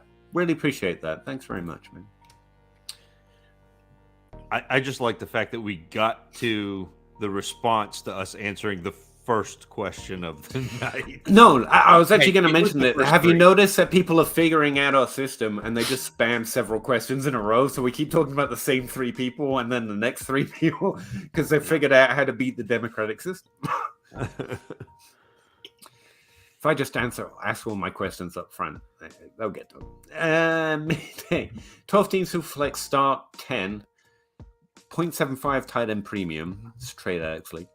Trade DJ Moore and a 23 third to get Javonte in a 23 second. Yes, actually, I like that a lot. People are scared of running back in Dynasty in general, and I think this is a way of exploiting it because I like both DJ Moore or Javonte at a discount. But I'd rather the young good. I think Javonte was getting the volume earlier in the season because the points didn't flow. People are maybe underrating the fact he already kind of was a top 12 running back. But the team was struggling. Yeah. And he's young. And so, yeah, I like the Javonte side here a lot. 12th team, Superflex. It's Mayday again. Sent Evans and DeAndre Hopkins and Claypool and Evans for DeAndre Hopkins, Claypool on a third. Evans side. I'd rather have Evans. I thought maybe you were going to have flashbacks because the which side almost looks like white side. And so I thought you were going back to JJ. I mean, I don't need a panic attack today. So Real Misfit Toys. 12-team Superflex start 9. Juju for a projected late 23 second and 24. Oh, fuck. I hate my life. No, It's probably the. I was just saying I was going to avoid panic attack. Juju's got me tilting. I'm keeping Juju. I'm sorry, it's stupid at this point, but not for a second. No, it's not. For a late projected second. He's a good player, and everyone who said he's just mediocre because they fucking don't look can just wait. You'll see one day. This is my one day player. Okay, I'm just doing it. I'm too far in. 8 targets. 3%. I don't understand it. Zach tried to explain it to me before this podcast a little bit. He's just not in an offense apparently uses him, but those are all excuses. And usually I'd tell you, yeah, it's just out. I saw too much of what Juju can do to think he's suddenly a bad player. He's not a mediocre player. He's an exceptional player. And so I just got to buy the excuses. Probably not going to bounce back around. I don't think there's a third team coming who's finally going to use him right. But for a second, I don't have to care. Seconds are nice trade pieces, but they're not things that are. I mean, unless you're a really strong trade in the league, unless you're a really strong trader, probably just end up with another Juju value with that second. So on the upside, so I just keep Juju. You guys talk about it for a minute because I'm upset. Not at you, Real Misfit Toys. At life, at the fact reality won't agree with me sometimes. It's upsetting. I'm with you. All right, that's nice. Feels different. It's a nice change. And Nicholas J, what's up, DLF fam? Appreciate it. I'm rebuilding. Imagine that. And I got Russell. By week 5, everyone's rebuilding. Who could possibly be winning right now? And I just got Russell Wilson. You got Russell Wilson or you got Russell Wilson? Because it's a verb now. Do I hold till he gets better? Till he does better? I mean, we had 2 solid weeks, so probably as good as it's getting by the look of it. Then sell. You're looking. Is there a higher value point for Russell Wilson from here on? That's essentially the question. Is it best to trade him now, or will there be a better point in the future? I mean, I think now is probably as good as it gets. There had better be a better point in the future. Although I do want to take the video that he put out last year or the year before and cut it back up so he's just like, and what's my name? Limited. And just do that whole thing. But that was only a year ago. Maybe 2. I don't know. Peter tried to explain to me that time doesn't exist because you can't run 50 feet on the lap. I mean, it's Jeremy unless you divide by 2. Yeah. No, I'm glad you were paying attention. Moving on, Nicholas. I don't think there's a better value in. I mean, you got to hope, but I would try shop him. I wouldn't undersell him because he can always put up a good string of games. You got to get a first. He's a starting quarterback. You've got to get a first in a super flex. You got to. Talk about this one a second, could you? I have Lance, Brees, AJ Brown, CD, a lot of very good players.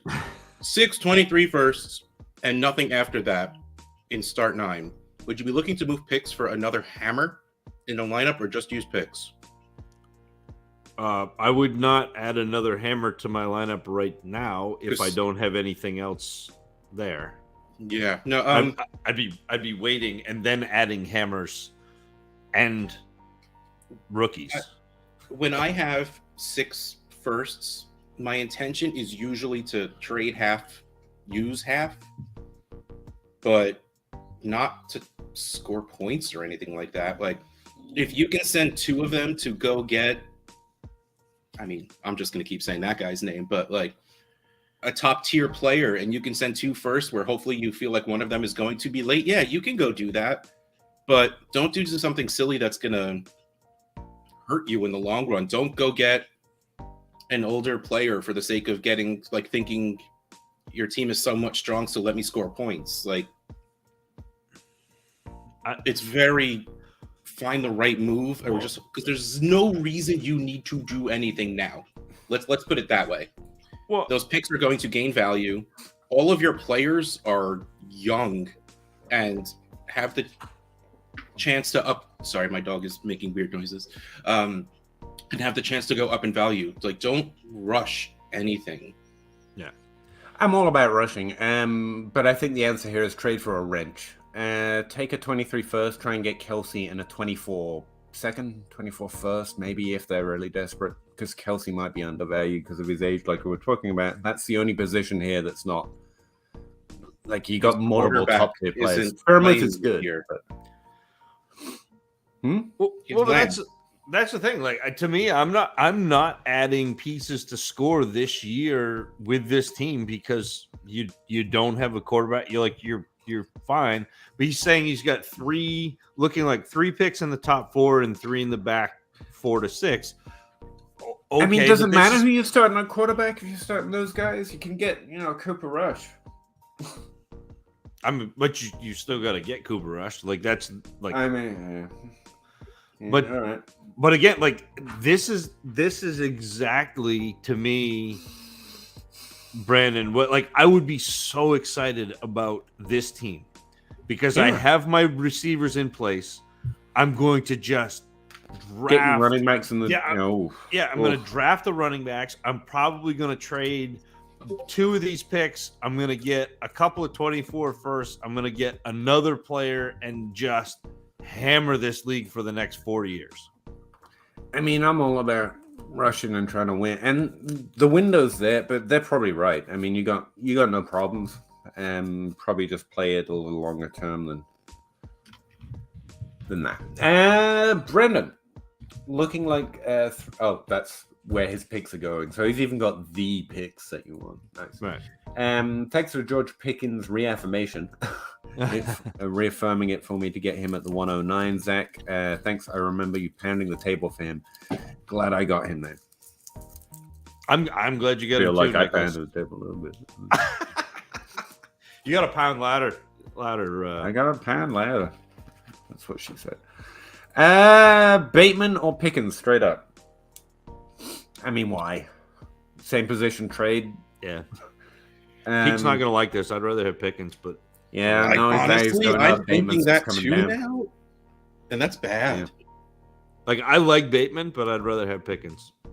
Yeah, but this is on you all. I mean, next year and change. I don't know what I can. I don't know what more I can do than give you all 3 months' notice before something happens. But Pickens' value is going up and Bateman's value is going down. That's the answer. Yeah, but don't do same position trades. That sucks. That's you.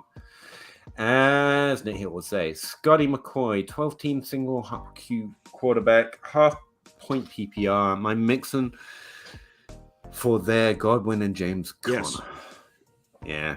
I would rather have Godwin and Conner than Mixon. And that's ugly, but Dynasty. Although I don't know how bad. Like, I don't know how bad Connor's injury is right now. I know that they're talking about him not starting this week, but I still think that's a trade that I make. I'd rather have Godwin than Mixon. But. JMG Burks and a late 24 first for a top 3 23 first. Top 3. Probably. Sexy. Yeah. Because you got, Sexy. especially if it's Superflex. Yeah. There's a lot of season left. There is, but Burks isn't playing most of it. But like, I could do. It's really funny. I blew up a team in the wrong order. Like I traded away Kelsey and Stafford for Tua and a first. And I'm like, oh, I should go get my first. I don't have that. So I messaged the guy who has my first, and I'm like, look, you like Kyler, I have Kyler. I'm looking to blow my team up. I want to get my first back. And he goes, but I just saw that trade you made. Why would I give you your first back if I know you're blowing it up? I'm like, I know I don't have much, but don't challenge me to see what I can do to score points right now. And the truth is, I would fill my team with the equivalent of 10 Jeff Wilsons and win the damn league if I have to. And he traded me my first. Who said Russ couldn't get mean? Their team is bad. Yeah, absolutely. But we're in week what? We're about to start 6 out of how many regular seasons? Are we up to 14 weeks now? Like, there's a lot of time left for people to still do things, especially if you're in a league that doesn't have trade deadlines. So I get it. I like the idea of trying to buy early firsts, but I feel like this is a heavy thing that if it falls to even mid and especially to late, I think that's a fair question. You really gotta feel strongly. Like it's already a team of Jeff Wilsons and they're all injured. And they have no this needs to be a really, really bad team that does not have an easy way to start scoring points. And if so, sure. I know like there are teams like that. Like again, Russ, if we go back to Dynasty Awesome Sauce, I know of a team that will be a bottom 2 team and will have a top 2 pick. Like there is a team. I own that team. It's not mine because I have very flashy players, but they are not scoring points right now. I appreciate that too because I have your first also. It looks good though. It happens a lot. Frank N. Also was late to the stream, and Peter's camera is fantastic. I mean, it's mostly that Peter's on the camera, but yeah, the camera's nice too. You've been in focus more today than you have been in the past. Oh, I'm glad to hear someone mention that. Thank you. I found out there's a setting you can choose which setting on your cam when you enter StreamYard, and I chose the highest setting. Normally, I go for the mid, just assuming it's going to make the stream lag too much. So I'm glad it's actually making a difference. As we're having the conversation, it pixelates a little bit, but overall, it's definitely better today. If you stay in one place and only open 16 spreadsheets, you're good. I should have one open right now. I'll close it. See? I'm trying to do it without looking. Sean, in regards to the previous trade, I have Herbert, Kyler, JT, Chubb, Chase, Diggs, Debo, Garrett Wilson, and Pitts. I am the top guy because Chase, Debo, and JT are underachieving. But your team's great. You can win this year. What are you doing? Regression, they're all baby. young and great. Like they'll be fine. You'll be fine. You're good. You're good. You're good, my dude. Hey, Sean. You fine. Hey, Sean, I'm not saying I will, but I would, 12 team losing Kelsey may have moved me closer to the pack. Yeah. Right, because that was the Kelsey and the Curtis Samuel to get Pitts and Wilson. Yeah, I understand. It was great value regardless of what you do with your team. It just what it does to your team otherwise. Right. And I think I said at the time, I say it often, you should always be looking to add value. I get it. Costy, if you guys are on the cusp of competing, oh God, imagine. Anyway, and you have a couple 23 first and need some seconds, you don't. and some seconds, sorry. But could easily tank down to the 102 and 103. Yeah, I'm not doing worse in a seasons to improve my draft pick unless like I'm not competing. Right. I want to try and win. It's a rarer event than people generally sell. Okay, when like you're it's a 1 in this 12 chance in a situation, small sample sport. you do one of two things. Well, one of like 6 things, but to answer your question, use those seconds to go by players that will score you points, and then you're not sad because you lost a couple of seconds if it doesn't work out. Or you spend those first for young players who are scoring points. Like, maybe not Dameon Pierce, because I don't know if we'll ever feel safe about his job. No. So maybe not him, because his value will probably tank every single offseason. But there are definitely score players points, I can't think of off the top of my head that are young and scoring points, and those are the only players I would go trade for right now. Otherwise, wait and see what happens, because if week 10 rolls around and then all of a sudden you trade for these players to score points and it's still not working for you, all you really did was screw yourself over. So I keep stretching and it must look weird. No, I understand your feelings. Like, I know, and this is a great class to build, but don't give up a chance to win, even if you don't win, to try it. We've highlighted in Dynasty for a while now that you can choose to lose, and there are advantages to knowing you're trying to do that. But so I think to some extent it comes at the expense of underrating how important it is to try and win on occasion. So you really got to assess your roster and make the best decision you can. And it's your team, so you can do either at any time. Screw you. Like Russ was just saying, screw you. I will score points if you want. But never give it. Personally, I would always choose to be aggressive if I can be aggressive. I would always choose to try and win. Because that's fun. Yeah, like, and the thing is, to me, how are you tanking?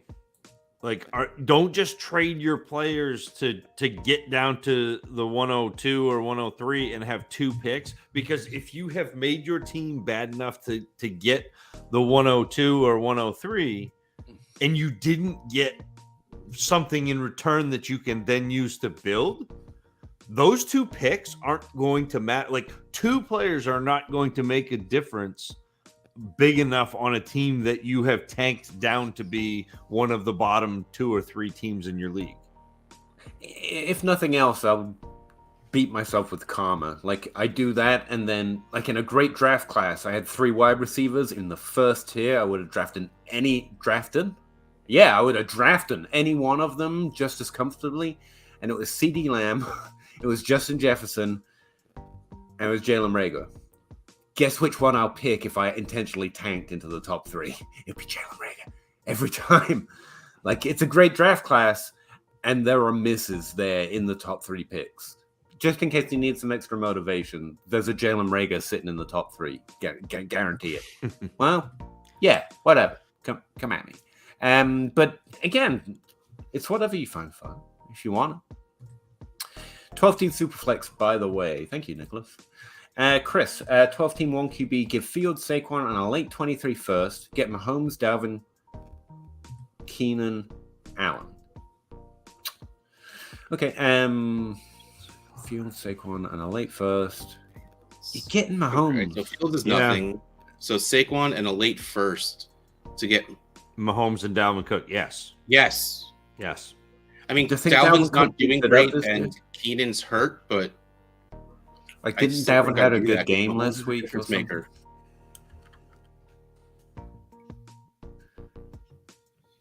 Yeah, he had a good game last week, right? Like, if I think he keeps it up this year, then yeah. I don't even care. I want Mahomes. Yeah, I'm even in a 1 QB. That's what I'm looking at. So we talked about this. Like, to me, in a 1 quarterback league, like, I end up wanting to get the difference maker quarterback in a 1 quarterback league more than I want it in a super flex league, which sounds backwards, but they are less valued. Positional advantage. And it's a positional advantage. And it's a positional advantage for multiple years. Like, I think See, it's. I want to say Saquon. He's the guy I want this year. But you're right. I'm leaning them. I take Mahomes' side. The other thing I'd say, this is a much more even trade than we've seen up to this point. Like, there's not a clear winner for me. I get it in a 1 QB league. But yeah, I think I take Mahomes like pretty easily on that. And convince myself Dalvin Cook can keep it up. Because, like, to me, Fields is nothing in a one quarterback. No, Correct. I pretty much said you write that off. Like you crossed that out. Yeah, and a late 23 first in a 12-team one quarterback is fine, but that to me is really a second. and just because we've had a few redraft questions here, Chris, that's Dynasty. Like, if it was redraft, I'd probably just keep Saquon. Yeah, that's fine. Well, definitely, sorry. But he's got a rookie pick in there, so I assume. Yeah, I was about to say there's no late firsts in redraft. Yeah. Well, there is. And the I have 423 firsts and Walker, ETN, Javonte. Like that again. That to me is Mahomes for the next 4 years. I would probably be looking to turn around and cascade and trade Dalvin Cook, depending on what my If roster you can looks get like. a young top 5 player at any position, I normally lean that side, except for tight end where it's the top 2. Yes. Yeah, that was a very good asterisk in there. Yes. Yep. Stitman, 10-team Superflex, start 9, 6-point passing touchdowns are 2 23 thirds and 1 24 first. That is a lot. Too much to give up for Lamar Jackson in a Superflex? No, that's what he does. That's what he do. Like, the thing is, you could have paid so much less before the season started. But yeah, he's doing it right now, and if you want it, that's what you pay. Current QBs are Hurts, Carr, and Ryan. Dude, I don't know you need to. Ryan Hurts is there. Carr's fine. And keep Ryan, those whatever. firsts. Like, Hurts is probably... Now I have to check just to see like what the difference is in their actual. See, the answer to your question is yes. The answer to the question, do I do value-wise, it? yeah, Probably that's good. not. But I literally just said if you can get a top 5. So I don't know. I mean, I don't think Hurts, you need to, but that's value. Yeah, it would be fine. I wouldn't go less than a point a week. But yeah. But the difference between Carr and you want to guess how many points per game are different between Lamar and Derek Carr? You want an honest answer or my joke answer? So obviously, I kind of want your joke answer. Like 17. 13. I was gonna say wow, 10. that's close. Yeah, exactly. Which is why I wanted your joke answer. That's a lot. Yeah. Like, honestly, try and see if you can replace one of those first with Derek Carr, and then the answer is yes right away. Yes. Yeah. Oh, that's because you don't want Carr and Ryan if you're gonna have Hurts and Lamar. That's actually the answer. First answer to your question is yes. If it can be, maybe try and do is add Carr. keep that 24 first. That's the thing they don't really want anyway. And that is a boost. Which to your point, that is what you want is that difference maker at quarterback, and that is what Lamar Jackson is. Now there are. Hold on. Okay, trade. This isn't a trade addicts league, so never mind. I don't because trade addicts leagues give more points for yardage than most. It's a point for every 20 yards instead of 25. But this isn't one of those. Josh Allen, Lamar, Mahomes, and Hurts are all over 30 points per game. QB5 is Geno Smith. 23. That's what I mean. If he's keeping that job. But no, you're 23.7. Right. There is a 7-point drop per game from QB4 to 5. That's crazy. Quarterback's the new tight end. Always has been. Listen to him dropping balls. God, yeah, look at Gino just sitting there looking pretty. Jared Goff, QB9, Carson Wentz, QB10, Daniel Jones, QB11. Kirk Cousins, Set 15.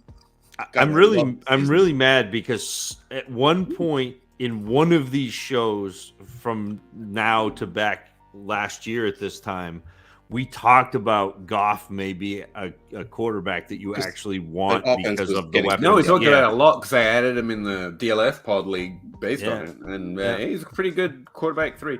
Actually, and insert my own random question. And Tyler, sorry we didn't like that trade so much, but it's your team and you liked it, so like, screw us, to be honest. The answer is always if you're happy. That's all that matters. But I really appreciate you. He's got a good attitude here. Pretty happy with it. John Hogue offered me a trade. He offered me Kirk Cousins for Jared Goff. And my trade message back was, I don't understand this trade, so it confuses me. I'm going to go get a pitchfork. And I rejected it. Any idea, other than the years, why he would do that? Like, because Kirk Cousins probably outscoring him a little bit. Not really. I know Jared Goff was a little phony throughout the first 3 weeks, but it's like a psychological trade offer. I was trying to freak me out. Yes, that is the answer. My brain. Yeah, all right. G Money, start 8 Superflex, half point PPR, no tight end premium, moving to a start 10. Oh, okay, cool.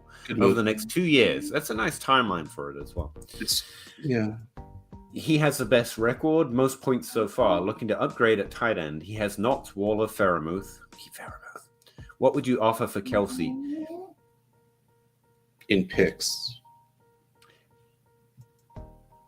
I mean, hopefully you can use Waller or Freiermuth to get there and just add a first on top.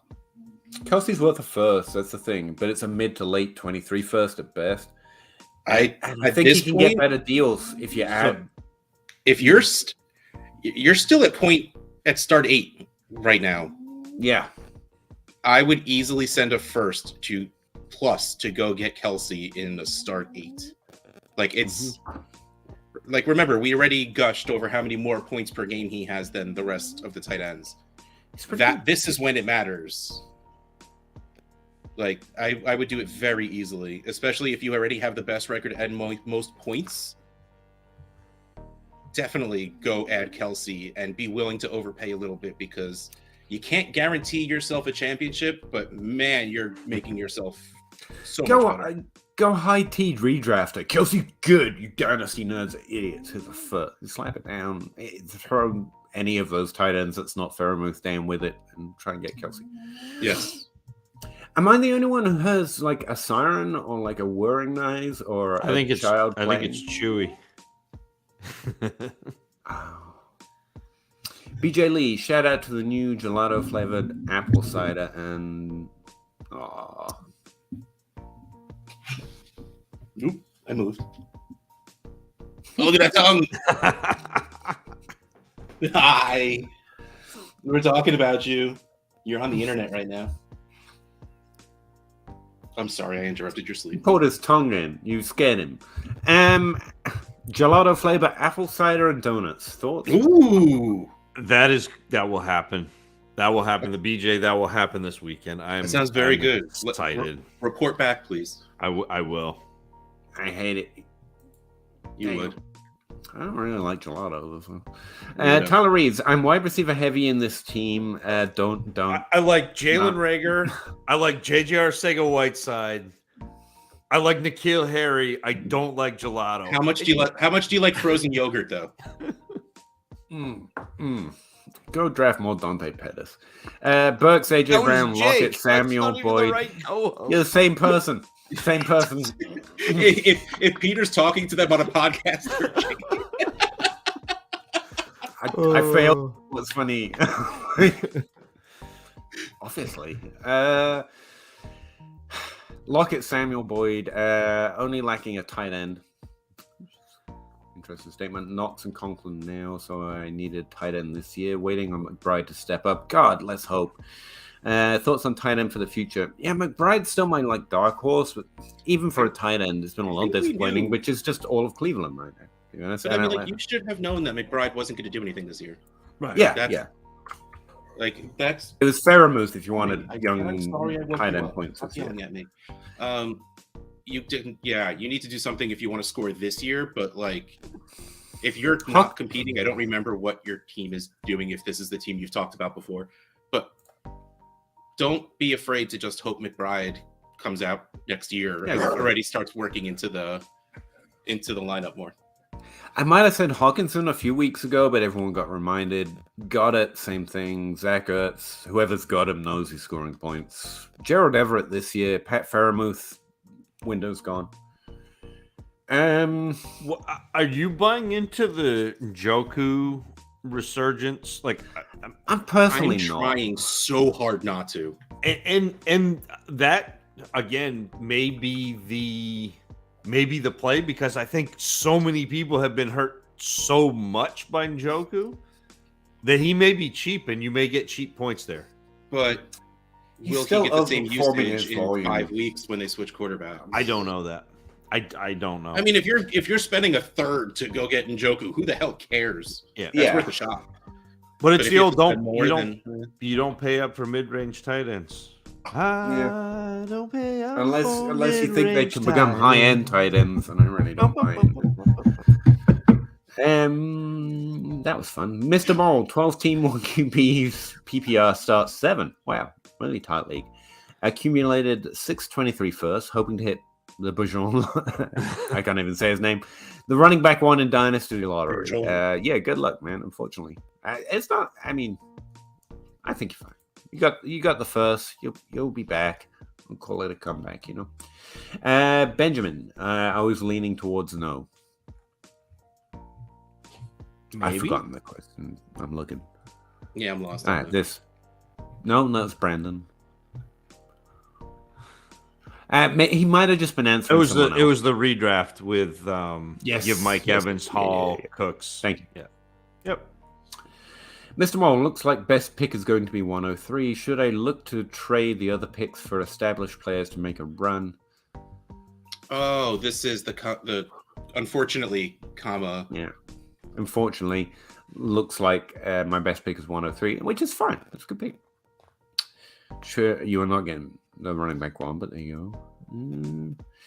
I mean, I don't know how to answer this. I'm always trying to win first, and I only start not trying to win if it's pretty clear I'm not. So How many firsts? 6. Trade 2 now and don't even care about it. Yeah. You'll still have 4, and you can figure it out later. Yeah, but again, I still stick with the statement I made the last time we had this similar question. There's specific players you want to do that for. Higgins, You Waddle. Yeah. Like you don't want to go and get. I mean, you always want Cooper Kupp, but that's like you don't want to go get Devontae Adams, Right. Like you don't want someone that's gonna have to retire on your team because if. Yeah, it's dynasty wise, it's a bad year for points players, but it is and it isn't. Like we were just talking about Zach before this show. Cortland Sutton's not a bad bet. Neither is Marcus Brown. That's young enough you can get points and they'll still score points next year. Someone just told me that Hollywood Brown was not worth a first and a second because Hopkins is coming back. So if you can go get Marcus Hollywood Brown for 1 first, you go do that. Yep. You can do that. And you remember who told you, unless it doesn't work out. No, remember then. Come back and tell. But this is a team or a situation where I'm looking to add again Waddle, Higgins, St. Brown, Devontae Smith. I mean, and even Devontae Smith is even probably that next it's lower tier down. But yes, that type of CeeDee Lamb, like that type of Debo, the young, productive. I've already seen them do it, but they're also young enough that I'm confident they're going to keep doing it. And you can do that and still not be not tanking, if you know what I mean. Yeah. Like you're still staying pretty young, staying pretty valuable, staying pretty. There are stages of rebuilding. Not every rebuild means you tear it down to 0 and get the 101. Like the old saying used to be like a 3-year plan, and we mentioned this before too. It never really fully worked for me. Like you're always looking to be more be competitive as possible as soon as possible. Don't think in 3-year windows, think in 1-year windows. But you can have a more holistic understanding of Dynasty and still be trying to build more immediately. And like those players you just mentioned, Waddle, Debo, all the others, they're a way of doing that. You're looking for more points, but you're not really tanking in value either. They're going to be drafted higher. Benjamin. It always is. That who's leaning towards no. Stefano Jefferson would kill this. Yeah, I understand that. Hayden the Rooster, what would it take to get Breece Hall? At this point, he probably lost the window, but it's 2 firsts, right? Yeah, he's not 3, he's not 1. He's 2. Start with Gabe and a first, and then see if you have to add more. Yeah. But like, if you just want to send something, and with the best chance of getting accepted, sure. You won't be kicking yourself for adding Dylan or Stevenson, but if you don't have to. I would do any of those trades, and I think it's a good idea because you might find that guy valuing Gabe Davis at a first, at which 10th you'll get it without adding, and that's always better. It's always worth a shot to see what you can get away with. Fantasy Condo, would you trade, not sending shit offers, but sending decent offers if they feel a certain way about a player or a pick or a draft class? Yep. Would you trade Ramondre Stevenson and a mid to late 23 first for the probable 23 101? Yes. Yes. Yeah. But still, how confident do I feel in it? But yes. Is it this person's first because you're giving them Ramondre Stevenson, who is going to be scoring a lot of points in the next few weeks? Like a lot. Yes. Yeah. Patriots running backs have been doing well. And he is the Patriots only one. running backs do well. He's the only one right now. Yeah, Harris is hurt. Mm-hmm. Like, if like that mid to late 23 firsts is like a first round elimination, ends up being the 106, 107, and your pick ends up being like the 104, 105, you feel a lot less great about it, but it's just Stevenson. So like, yeah, do it. That's fine. But like, don't be sad if that turns into like the 104 and it's not the 101. But yeah, I mean, you should, given zero context besides this sentence, you're still moving up, in which case I would sell Ramondre Stevenson to go do that. Mike, Kenneth Walker and a 24 second for a 23 third and 24 first. 23 and 24 first. 23 is presumed to be mid to late, and I would take the first. I get the Seahawks offense. Kevin Walker's going to put on a show. He's a very good. But so what was the concern about Walker coming out? Not catching the pass. Okay, Rashad Penny has had 5 targets so far this year. Is it really that? Like, I knew it 5. wasn't a lot. Wow. Walker's going to put on a show as well. He's a very talented rusher, and that's what they want to use him for. Yeah, but I'd still rather have the 2 firsts. But I'd still rather. I'm just preparing you, Mike. You make this trade, feel pretty good about it, then you're going to watch highlights of Walker all season. Yeah, he's a good running back. He is. Yeah, but just to be clear, because we poo-pooed his receiving and accurately for the entire team, it turns out. No one gets receptions at the running back position there. And but we said the same thing then. He's a talented rusher, and it's going to look good. So, be prepared. But I would do this with my team if I could. All right. For the last time, fellas, I am calling it quits at 11:30. This is the last time I have to go into the frickin' city on a Thursday. Unless Trish makes me do it anyway. It won't be every week. So Peter, this is the cue to throw this into like the lightning round, because could go to bed very shortly. All right. Love you all. We're gonna speed up. Thanks, Russ. See you next week. Good night, Russ. Lightning round time. Look at us go. We're so fast. Did we do this one? No, 10 teams Superflex 3, 10 team 3 Superflexes? Do you trade a 223 somethings for Swift? A top 2 23 pick. So a 101 or 102. No. Well, I mean, again, if it's your pick, no, absolutely not. Because you earned it. So Swift doesn't help you. Dupas, 12-team Superflex start 9. Took over an orphan working on a rebuild. My QBs are Kyler, nice. Jameis, rare, meh. I've got my 24 first and 324 first, contender 24 first for Fields and a 23 third. So a 24 first for Fields and a 23 third. Which side do you like? I don't want to trade into Fields. I really don't. Like if I'm a contender, I would rather. He just said taking over an orphan. So Fields is not the quarterback that I want to buy into. I'd much rather buy into, and this is going to sound weird, I'd much rather do that trade for Trey Lance right now, because even if you never try to start Trey Lance, his value is going to come back up going into next season when he's healthy. And then you can trade.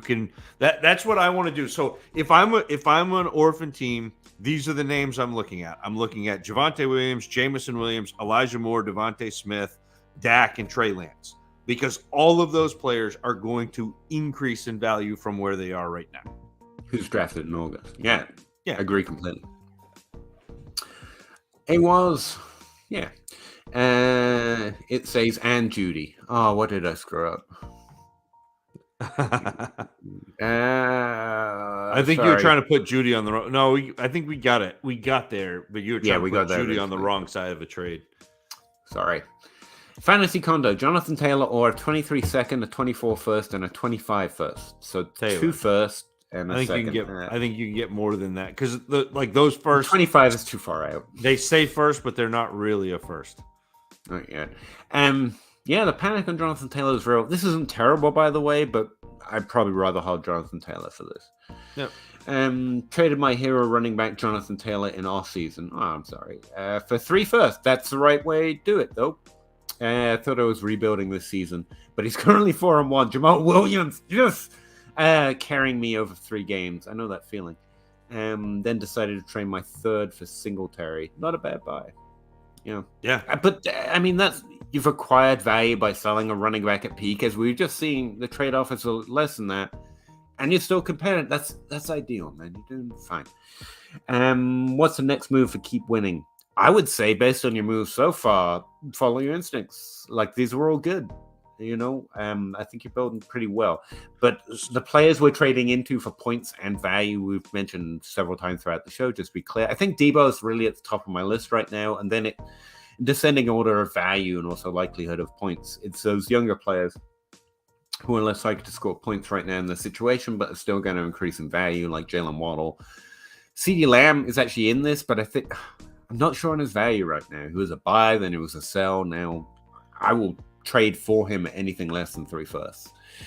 And the running backs we've gone over and over again. You're looking for older guys that are going to score points, just in general. But the other thing is, because he needs someone to replace Williams. Like, if you keep winning, like, relax a little bit, like, continue winning. But you don't need to trade for your second running back now if you're still winning. Like, this is what we were talking about earlier. We were talking about with Russ, is you can wait a little bit on this. Let me give you from the playoffs. So week 14 to 17 last year, the top scoring running backs were Rashad Penny, who had been a backup but had come in and scored. Najee Harris obviously was great. Singletary came from nowhere, usurped Zach Moss. Sony Michel was running back 7 over that span of the playoffs, who was a backup. Justin Jackson was running back 8. Rex Burkhead was running back 9. Donta Foreman was running back 12. Like, you don't necessarily need to go trade for and pay up for a great running back now, because you'll be able to plug in players if you need a guy for a playoff push. So, like, yes, test the trade market, but you don't necessarily need to do that just yet. Yeah. I mean, Singletary's case in point of your very point last week was like, what, 5 points? Yeah. Keep going the way you're going. Add a wide receiver and young values. And if you keep winning at the last moment, trade some lower value stuff for some lesser value guys on slightly losing teams, like those second round value. And honestly, those first, when you get closer to the playoffs and you look at teams that are out of it, you can you be able to use one of those first to add some weapons to your arsenal like that. For real. You can do that. Traded Swift for Ramondre and Hollywood Brown. Thoughts? I don't hate it. I think Swift is drafted above both of them in August, though. Yeah, I think you get more for Swift, but you're getting points. So based on your situation, that may well be a good trade. I love getting Brown always, forever. It's fine.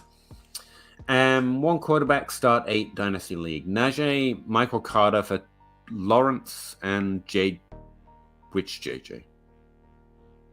It's got to be Jefferson. Najee, Michael Carter, and Trevor Lawrence for. I'd rather have Jefferson. Jefferson, especially in a one quarterback. Like it's Thoughts? not even close. Happy. Rather have Jefferson. I mean, I like Trevor Lawrence. If it's Josh Jacobs, then the other side. But if it's Justin Jefferson, then it's Jefferson all day. Yeah. Above grief. Nice to hear. Evening, fellas. Team is entering a heavy rebuild. Started by sending Aaron Rodgers for a 23-second and a 24-second non-Superflex. Sent Pollard, CEH, and Christian Kirk for Javonte. Like that one. Mitchie, fine. And a 23-second. Nice. Yeah, that seemed like 2 solid moves. First one a little more questionable, unless it's a non-Superflex. Another guy is mulling over Akers, Henderson, and Schultz for commit and a 20. Don't trade into commit, but that first makes it worth it if he'll do it. But be willing to not take commit back. Like, you don't need commit in that trade if he's still mulling. You could offer that, but it's fine. Cody, what tier is Judy in for you guys? Just lots of tiers. Many streaming. I could go look up the number, but I think a simpler answer is I value him outside the top 24 in Dynasty at the position. Like he's not someone I'm trading into right now. Dustin Oz, are Ertz or Ninjoku good targets for a contender? Ertz especially. Ninjoku, I've been burnt too, but also his volume's actually not quite there yet. He's been overperforming it slightly. And Ertz is already there. That's just so Ertz heavily is always red zone. Yep. Ertz is a discount tight end if there is one to target. It was Fairmouth, and now I think his value's fine. So yeah, Ertz. Don't want to break the bank with first. Yeah, don't offer first for those kind of players straight up. Yeah, but a second for Ertz, you ought to be able to get that. Yeah. Or a second plus something for Ertz. Even that's kind of fair, but try not to break that seal on the first round picks for above average tight end. Firefox 199. Okay. Yeah, cool. Do this one. 224 second rounder and 125 first rounder. A 25 first rounder and Dobbins for. Sorry, I'm having a hard time reading. 2 seconds, two 24 seconds and a 25 first.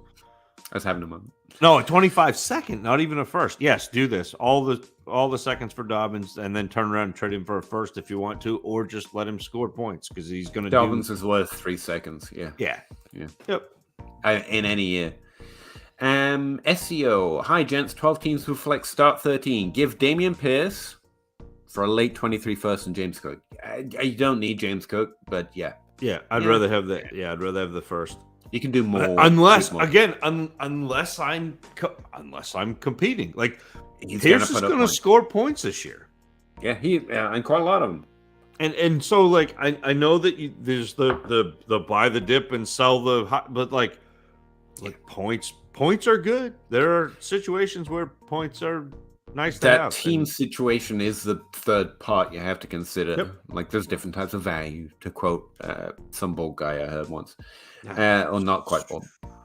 Well, pretty close. Dustin, sorry. Relying on Knox and Conklin. With Troutman and Maru. You should not. This is a guy thinking about targeting Ertz. So yes. Go get Ertz. You need him. Buck.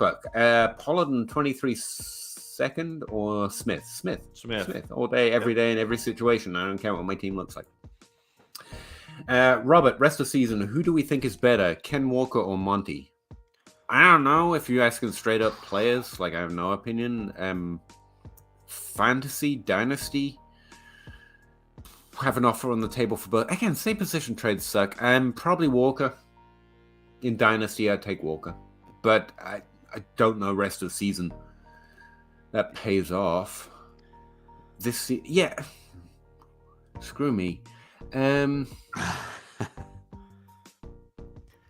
See, the answer is Monty because he can at least catch some passes and therefore he provides a better floor, to be honest with you. In Dynasty, it's Walker because he's younger. So rest of season is the question, so it's Monty for me. There you go. I found my path. I think if it is Dynasty, I would rather have Walker because I think the points will be close and you get the younger player. Exactly. Yep. Zach, 1 and 4. No, he's not. Oh, I see what you mean. And don't have my first. Russ was just talking about being in that situation. Half-point PPR, 1 quarterback, 6 points per passing touchdown. He has Brady, Watson, Fournette, Dobbins, ETN, James Robinson, Pollard, Judy, Gabe Davis, wild. DJ Moore, Chris Olave, Rondell. You have some value here. And Andrews, who's carrying, let's face it. And Fairmouth is nice too. And 4 firsts and seconds. It's a rough start. Your team's probably not as bad as 1 and 4. Probably need to do some work to go either direction, though. It's time to pick one, I would say. I'm with this team. I'm embracing the suck. I'm going to trade Brady, but I'll probably wait until he has a couple of good games in a row. They've looked a little rough. I'm going to trade Fournette. I'm probably going to trade Dobbins. I'm going to look to trade ETN and Robinson. I'm going to look to trade Pollard. I'm going to look to trade Gabe Davis. All of those players who have more value to the community.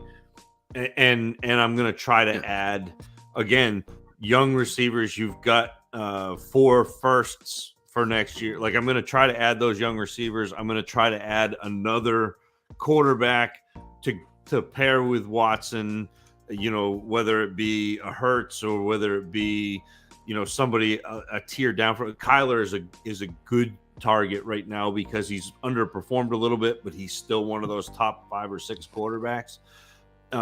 So that's what I'd be doing is I'd look at this team, even though you've got a favorable schedule, I'd be trying to identify the teams that are really serious contenders and the guys who are competing, and then I would try to get, and again, like we just mentioned, Javonte Williams, Jamison Williams, Elijah Moore, Devontae Smith, all of these players that are good bets to increase in value, and then also young receivers who are established, the St. Brown, the Waddle, the CeeDee Lamb. Absolutely. So that's what I would do. I think things are looking up for you, Zach. I don't think you're a 1 and 4 team, but I think your team's in a better situation to embrace the suck. But you can go either way. And either way you go, what I would say is don't trade Olave or lose him. Don't trade Andrews. Fairmouth is borderline, but if you keep those 2 and at least half your firsts, you're good no matter how the rest of your season works out, sucking or not sucking. And use the rest to go one direction or the other. Well, actually, I don't have my first, so it doesn't even matter if you embrace the suck. But I'd be trying to get those young receivers who are up and comers. Thanks, guys. I brought Juju for that projected late 23 second and 4th. Oh, cool. We're on the right side of it. Yep, winner. His side of it. That's the only side that matters. We just want to be on your side. Magoon, 10 teams who flex PPR start 10. I punted and have the 101 already. Traded for a guy as a 23 first pick, and he is 0-5. And on tilt, I bet. He offered me Chase for the 201 and the 102. And it's 102. Absolutely. For a first and a second for Chase? Yeah. And do it gracefully. Like, it's okay, guy. I got you because he's tilting so hard. Like, it's all right. I'll do you this favor of taking Jamar Chase off you. Yeah. All day, every day, any situation. Maybe like do it like a TikTok dance or something after you complete this trade. Yeah. I'm very hip. I'm with it. I know what's up, and I know what's up with the Downies. Mayday, 12 teams who flex start 10. 0.75 tight end premium. I want Andrews. You and me both, brother. He has Hawkinson and 23 firsts. Would you trade Hawkinson on one of those firsts? What's the rest of this? With a third on top. Yes, I would trade Hawkinson in the first. Andrews. Yes. I wouldn't mind adding a third. And I would put a third. I would put all the thirds in the entire league on top. All the thirds don't matter. Yeah. Yeah, they really do. Well, they matter for doing things like this. Like, here's a little sauce just to make a trade go down easier. That's when they matter. West Coast Chiefer, 12-team Superflex PPR. Adams and James Robinson or Breece Hall? Again, this is a team consideration. If you're scoring this year, it's Adams. If you're looking long term, it's Breece Hall. I like Breece Hall in both, but I'm not going to disagree. You think he's going to score more than Devontae Adams this year? More, I think. And James Robinson. I think it's going to be close enough that even on a contender, you're adding some value and still maintaining it pretty close to your points, you know? Yeah. But I'm not going to disagree. Nicholas J. Should I trade Goddard for Freiermuth if I have I don't think you having Pickens matters. And Goddard for Freiermuth fairly easy. I was hoping to see more upside from Freiermuth, but he is doing good as a second-year tight end. But so did Goddard when he was a second-year tight end. So did TJ Hawkinson when he was a second-year tight end. We're not necessarily seeing the next Andrews, if that's what you're hoping for. But he is younger, so you're buying youth. And I don't think Pickens matters here. But I don't think that trading Goddard for Freiermuth, it's pretty lateral to me. That's what I'm. Yeah, but you are buying back some years. But at tight end, that's a slimmer edge. I think it's fair, and I don't think Pickens. I think it's decent, and I don't think Pickens matters to the trade for me. Rostering two players on the same team doesn't matter. No, you want good players. It doesn't matter what team they're on. But yeah, you're not moving by much. It's literally just the years, not even really the expectation. Yeah. And if I can get more picks with Pat Freiermuth. Yeah, so like if you get something on top, like if it's Goddard and a second for Freiermuth, yeah, I'd take Freiermuth. Yeah. What's Davis Mills worth in 12-team Superflex? It's a good question. I don't. He's a starting cornerback. He might not keep the job. It's whatever It's less than Geno Smith. God, yeah, it's less than Geno Smith. So. It's like the latest first or a second. It's probably like a 24 first. I don't think anyone's given you a first, and you can't trade them away for less than a first. So it's like a first minus. You're gonna have to hope to get a package of a second and a something. And do it. How can I trade Marvin Jones and Randall Cobb? Good luck, man. I can't trade Jeff Wilson. This year's bad. There's deep point scoring players just aren't bringing a lot of value. Add a fourth to get a third, or add a third to get a second. Like that's the way I would do it. You try and what does John Bosch call it? Round jump or whatever. Add this player to one round of picks to try and get directly above into the next round because you're at least migrating up. Yep, that's a good idea, Zach. Good job. Is Jalen Talbot, Sky Moore, and David Bell holds in Dynasty? Sky Moore, no, his value windows extended too far and was always higher and shouldn't have been. I would have been out in Sky Moore. David Bell is a hold. Bell's a hold. Yeah. I mean, if someone's going to give me a second for Talbot at this point, I would take it. For Bell, I would probably still hold. Sky Moore, I'd take a second. Hopefully that answers the question better. Awesome, guys. Thanks. Awesome. Thanks, guys. I don't know how you think we're good sometimes, but I really appreciate it, Phil. I can't even read. Great show as always, and much appreciate your time. We appreciate your time, man. Really absolutely appreciate everybody in the chat. Hit that like button. Things I never say, but I appreciate you reminding people. Carl's core of teams is Hurts, JT Swift, Derrick Henry, Mike Evans, and Keenan Allen. But I'm 1-4. Pain. I feel you. Would you blow it all up or still fight to make the playoffs? Kind of the theme of the show. I'm always fighting to try and win better. If I can, if it's reasonable. And with JT and Swift and Hurts and Henry and Evans, it's possible.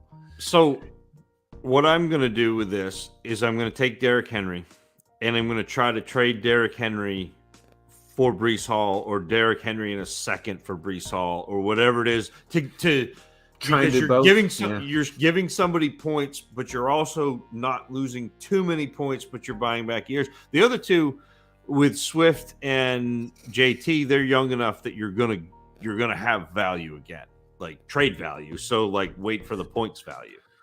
It really depends. Your league gets to decide a lot. I know we probably don't talk about that enough, but if someone will give me decent value on my players, and I'm 1-4, and JT's value is iffy, and he's already probably seen his peak in value, and Swift is this situation.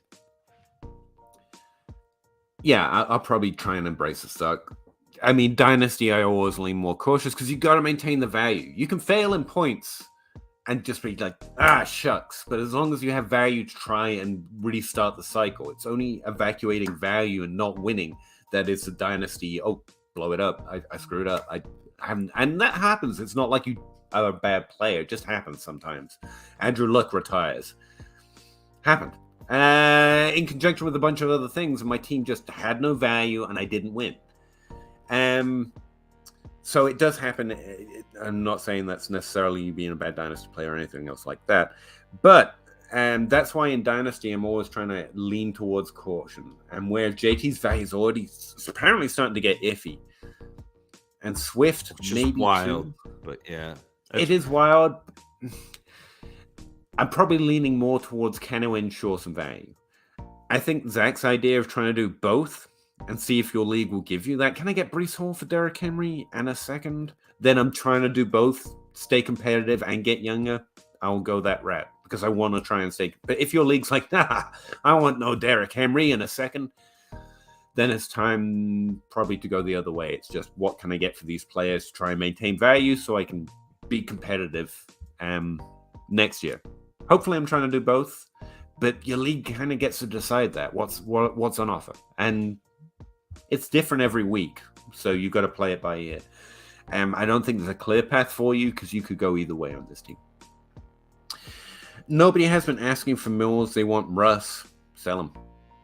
yeah. But I don't know if he can get more than a 24 first. A single first for a starting quarterback sucks, but that's where we're at. It's a sucky year for Dynasty. Yep. Non-top 5 players. Yeah. Everyone wants their rookies. Yeah. There's such a good class, and there's such a trough right now that we're in that it's that perfect storm, or imperfect storm, I guess. I don't understand the concern of having 4 23 firsts, though. Like, have as many as you can. Yeah, do it. Do it. Breece Hall is the running back 1 until Majon. That's fine, but there isn't a value cycle between the two. And right now it's JT, and then it'll be rookie. The minute it's not JT, it'll be a rookie, like before the draft season begins. Like it is now, according to Russ, and he's normally got his finger on that pulse. So. No. But Breece Hall is good and young. It's almost like you hit it on the head when we talked about it. This was the year to buy the veteran, Christian McCaffrey and Saquon, and it's weird. Chubb. I mean, I'm a little more tentative on moving forward. I've got honest questions about where to move from here. We got that bit right, but you're constantly trying to get it right. Well, again, now it might be another year to buy the veterans because people are underrated. I don't know yet. Yeah. Sorry. Carry on. No, you're good. Okay. Sorry. I just keep talking. Caleb, I'm 5-0. Good job, Caleb. And dominating. Well, yeah, you would with JT, Saquon, and Mixon. Yeah, you got the volume. Then nothing. Well, that's more than enough for the running back position. I think you've had your fill. Would you move Njoku and Donovan Peoples-Jones and a second? 3 things I don't care about much for Fournette and Gordon. Yes. Continue dominating.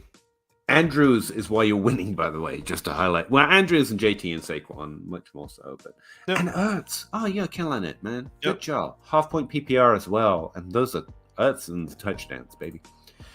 Yes, it all helps. Thanks. Appreciate that, Nicholas. Also appreciate you all showing up. We see you every week, and I can't tell you how much I appreciate it. Caleb, is Chubb worth trying to upgrade? If you can get Chubb from Mixon plus a second, Yes, get Chubb, because if you're trying to win, Yep. Chubb helps you a lot more than Mixon this year. Norris Designs traded Judy, Hollywood, Dotson, and a 23 second for Mike Evans, Bateman, and a 23 first. That's a win. That's a win in Dynasty for me. Don't get me wrong, I want Hollywood this year, but you're getting the first and Bateman and Evans. That's a walk-off win in my opinion. Good job. Yep. In that league from before, Swift is probably my most popular asset. That's a good way of looking at it, which is the one that's most... Yeah, I like the way you said that, Carls. And what wide receiver and a 23 first would you target for Swift? That's a good question. I think that's what I mean about Swift's value right now. It's probably not getting you it, but it will be by August, if you know what I mean. So don't do it. Don't do whatever trade you can get.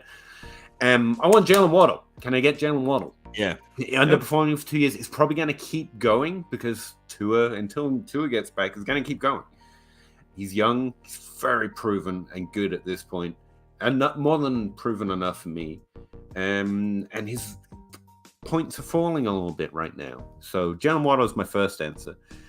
Everyone else is either producing already or I don't value as highly. So that would be the first name that comes off of my head. St. Brown's another one, but yeah, St. Brown's not bad. That's a good name to put on that list too. St. Brown on a first, CD. if you could get, yes, that'd be good. See, CDs are still producing, it feels like, but yeah, any of those three, those would be my first attempted targets because they're not in the Jefferson and Chase tier, but like I think their value is pretty close to them. I mean, I don't know if you've got a weird league, maybe Debo in a first. They shouldn't do that, but they might, you know. Henry is a hard move right now. It's weird because he's like the running back, 2 or 3? And good. Yeah, I get what you mean, though, Carl's. Pass catching and some such. And Brendan, any other tight ends were... 6. Running back 6, sorry. No, that's okay. Buying other than Kelsey and Andrews. I mean, yeah, there's plenty, but it's all what's the trade. Pitts is in that tier of value, so that's a good name, with the lack of production.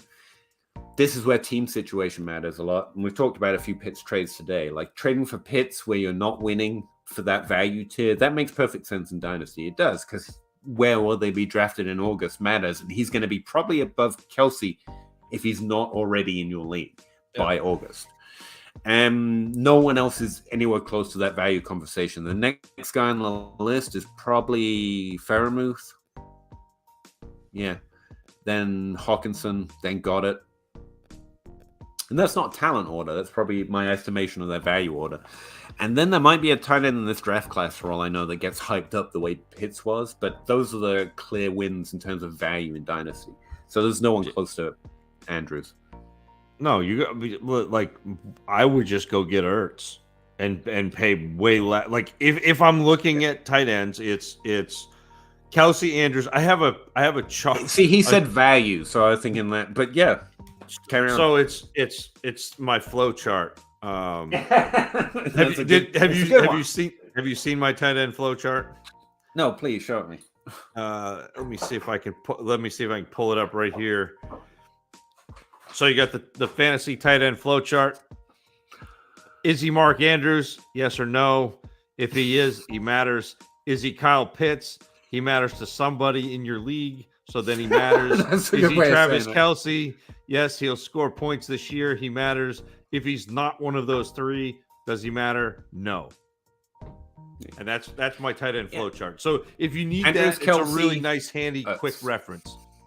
This year, Andrews, Kelsey, Ertz matter. And Freiermuth and Hawkinson and Goddard are in a separate tier from everyone else. And value is a slightly different conversation. Hopefully that helps. And Nicholas J., I'm trying to get all the 23 firsts I can consume. Yep. Don't necessarily consume them. But yeah, I understand what you mean. Mayday, who are the marquee players you're looking out for of the next year's class, excluding Bashan? I'm not a Devi guy. Again, I'm accepting a lot of face value from Devi analysts I know and trust. So I really can't talk. I know JSN because I've come across his profile once or twice while profiling people for this year's class, the class before. He looks pretty good. Yeah. And I've heard of a few others, but obviously couldn't give much of an opinion. That's this off season. Like, stick around. We're not going nowhere. We're an every week dynasty thing, and honestly, it's a part of this process that's the least fruitful and the most fun. So I'll have plenty of them coming. Zach, you're a little more plugged in though.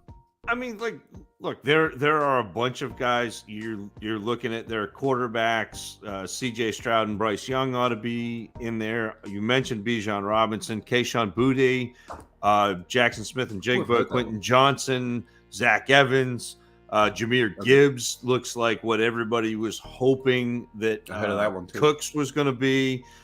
So like, there's a bunch. Josh Downs, like there's a bunch of interesting names in this class. What? No, I keep interrupting you, man. Carry on.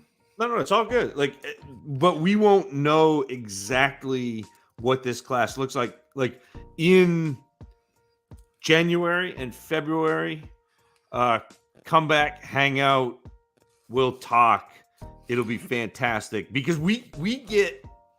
I know the Devi community is way ahead, but Peter and I for Dynasty do most of our work before most of the rest of Dynasty catches up with. And also the thing with Dynasty is, unless you play in a Devi league, being earlier doesn't matter. That's why I haven't advanced it. I will be more than up to speed by the time the draft happens, which is the only time that matters for Dynasty. But we'll be here. Like to the point, I'll actively disagree and be right sometimes, pretty often actually, against Devi guys who've watched them. Like I feel like I get up to speed real quick. Can I ask you though, Zach? It's not a fair question, but is it more running back or is it more wide receiver as a class? Because they often tend to take a one flavor or the other. I think it's more Bijan Robinson. So he tips it to running back. I think like he is the most special player in He's this the most class. Yeah. Nicholas J. I started rebuilding after I lost Javonte. Not a bad time.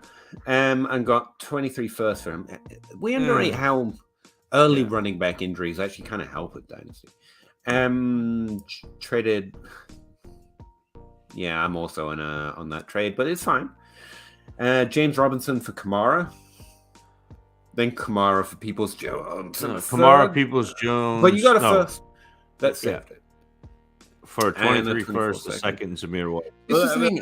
I find it impossible to trade into players I don't, want. But this is good cascade trading, man. Good job. Not going to talk about me giving a 23 first for DJ Moore, but it did happen. And now I got 3 instead of 4 23 firsts. That's I mean, DJ Moore's fine, and you may find a window where you can sell him for a first. So he's probably more points than value at this point. But I don't think DJ Moore stopped being good. DJ Moore is young enough, talented enough, and loved by the analytics community enough that his name is going to come back around. I actually think that's true. Yeah. And did I hit that like button? Appreciate it, man. Thanks for the show. No problem, Carl. Thanks for joining us. Brendan, that flowchart is great, you guys rock. Check out Zach's Twitter feed. I'm not joking, guys. For some stupid reason, I'm a little bit more followed than Zach, and he's funny. And as I play Dynasty Takes, he's holding his own, don't you think? I mean, almost exactly as good. It's what I do during Sunday is I just sit and fire off joke tweets. It's pretty good. It's fun. They make Sunday fun. What else is going on Sunday? 12-team Superflex start 10, 0.75 tight end premium. Traded Goff and Sutton for Mariota and Mooney. And I do like, you got Mooney and the first. Sutton. But I like this trade. This is good. Superflex? I wouldn't say Goff is any more of a starter next year than Mariota at this point, would you? I mean, the Lions keep rolling them out?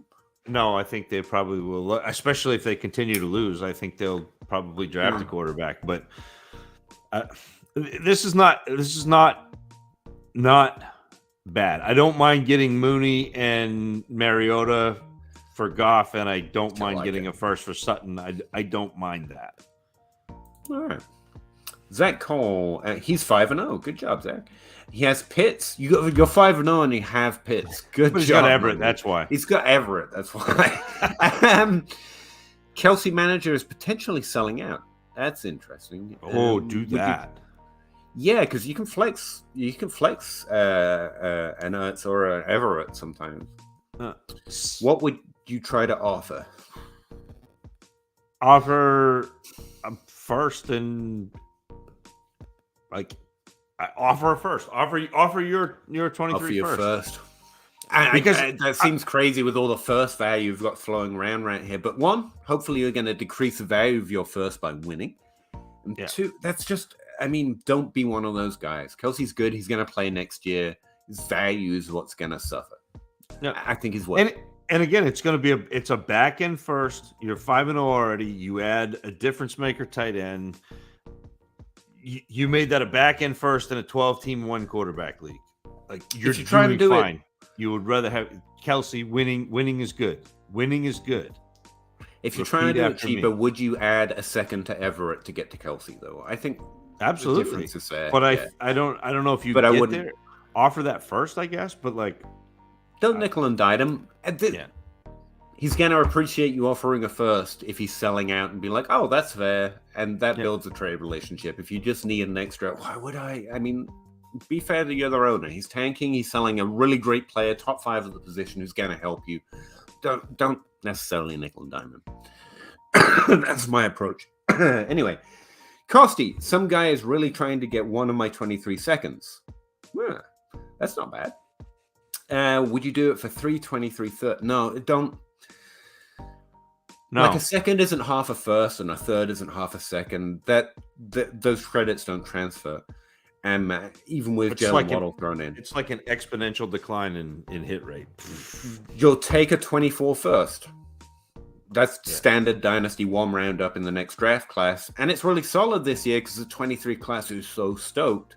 Yeah. That's what I'd try for. But you're not the one moving down. He's going to have to give something up. You don't move down so that he can move up. You'll move out and get a higher value asset for it. I'd love to say Pickens or David Bell, but they're not Pickens or in a different value tier, David Bell. Right. But they're not ideal right now. So that's what I'd try for. 24 first. Don't do it for 3/3. 12-team Superflex tight end premium actually does matter when you're talking about rookie drafts, but 12 is kind of my standard assumption, so that's fine. No. Mayday. Have a good night, guys. Oh, he's from Canada. I appreciate that, my man. That makes sense. Happy belated Thanksgiving. Didn't they just do that last week? They probably did something like that. They're always doing something up there. They're a lot of fun.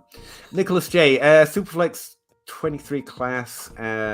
Those are his opinions, if anyone cares. I have nothing to... They all look good to me. I haven't watched enough that I will have an opinion on it, but it won't be until January or February. He's shouting out Dynasty Rewind though, so they're pretty good Debbie creators, I guess. I don't actually know them. I don't think I know anyone from there, but I've heard the name. PJ Monroe, start Raheem Mostert or Chris Godwin in the flex this week. Is Chris starting this week? I haven't heard yet. Wide receiver beats running back as a flex option, so Godwin. But I have yet to do my second run of projections yet, so it's early in the week. But right now, I'd say Mostert. I'd say Godwin. Sorry. Carl's moving Henry, the Brees Hall owner is so that's not going to work. Yeah, it's not going to work. Any other young running backs you target with Henry? Devontae, but that's not going to get you points. Najee? I don't think I do that. Ramondre? No, I don't think I do that either because I'm not confident in. I'd probably switch to targeting wide receivers if I can't get Hall, then that's what I'd do. Yeah, and you're probably moving down in points at that point. But Christian McCaffrey might be undervalued. That's what I'm going to say. Even if you went after McCaffrey or Barkley, I'd do that. But you're not gaining much for years on Henry. You're gaining a year or two. Yeah, it's a really slim list of young running backs that still score you points. I mean, Pierce is on there, but I don't think the value wins. Swift, maybe, because he's coming back. Yeah. Might be your last-ditch option. Check out his team, because they're probably doing a little worse where he's been. I think he may actually. But it wasn't this. I think he may have had Swift. But. Yeah, and wasn't this a non-receiving league? That's why we didn't say Swift in the first place. Yeah, I think you're out of targets to do that exact move. Gavin Grant, thoughts on this? I got a 1-for-1 offer last week. Gave CEH for Hollywood. Yep. I like it. I'd rather have Hollywood. Then a couple of my top running backs went down, so I traded Ridley? Calvin? Must be Calvin. And a 24-second for Monty. Nice. That seems to be winning all around. Good job. Fine. Starting as, this is back to PJ, who's considering Mostert or Godwin. Josh Allen, Ramondre, Jeff Wilson, Debo, Chase. Taysom Hill's fun. Tight end. Yeah, if you can't have a good tight end, have one that might put up 20. I think Zach Reed said that once. Godwin, Patsy is a solid lineup. Yeah, I would say that's a solid lineup. I'd say that's a really solid lineup. You've got top 5, you've got top 1 quarterback, top 12, 2 top 12 wide receivers there. Jeff Wilson is an awesome start. Plus, Ramondre Stevenson's going to get 20 carries this week. Yeah. You, and again, Hill's like a league winner or he's nothing. A week winner or he's nothing on a week-to-week basis. So I think this is a fun lineup, PJ. And I'd start Godwin still. You know what I'd do? It's a long week. I'd look over there. I couldn't do it quick, so I figured leaving the gap was more fun.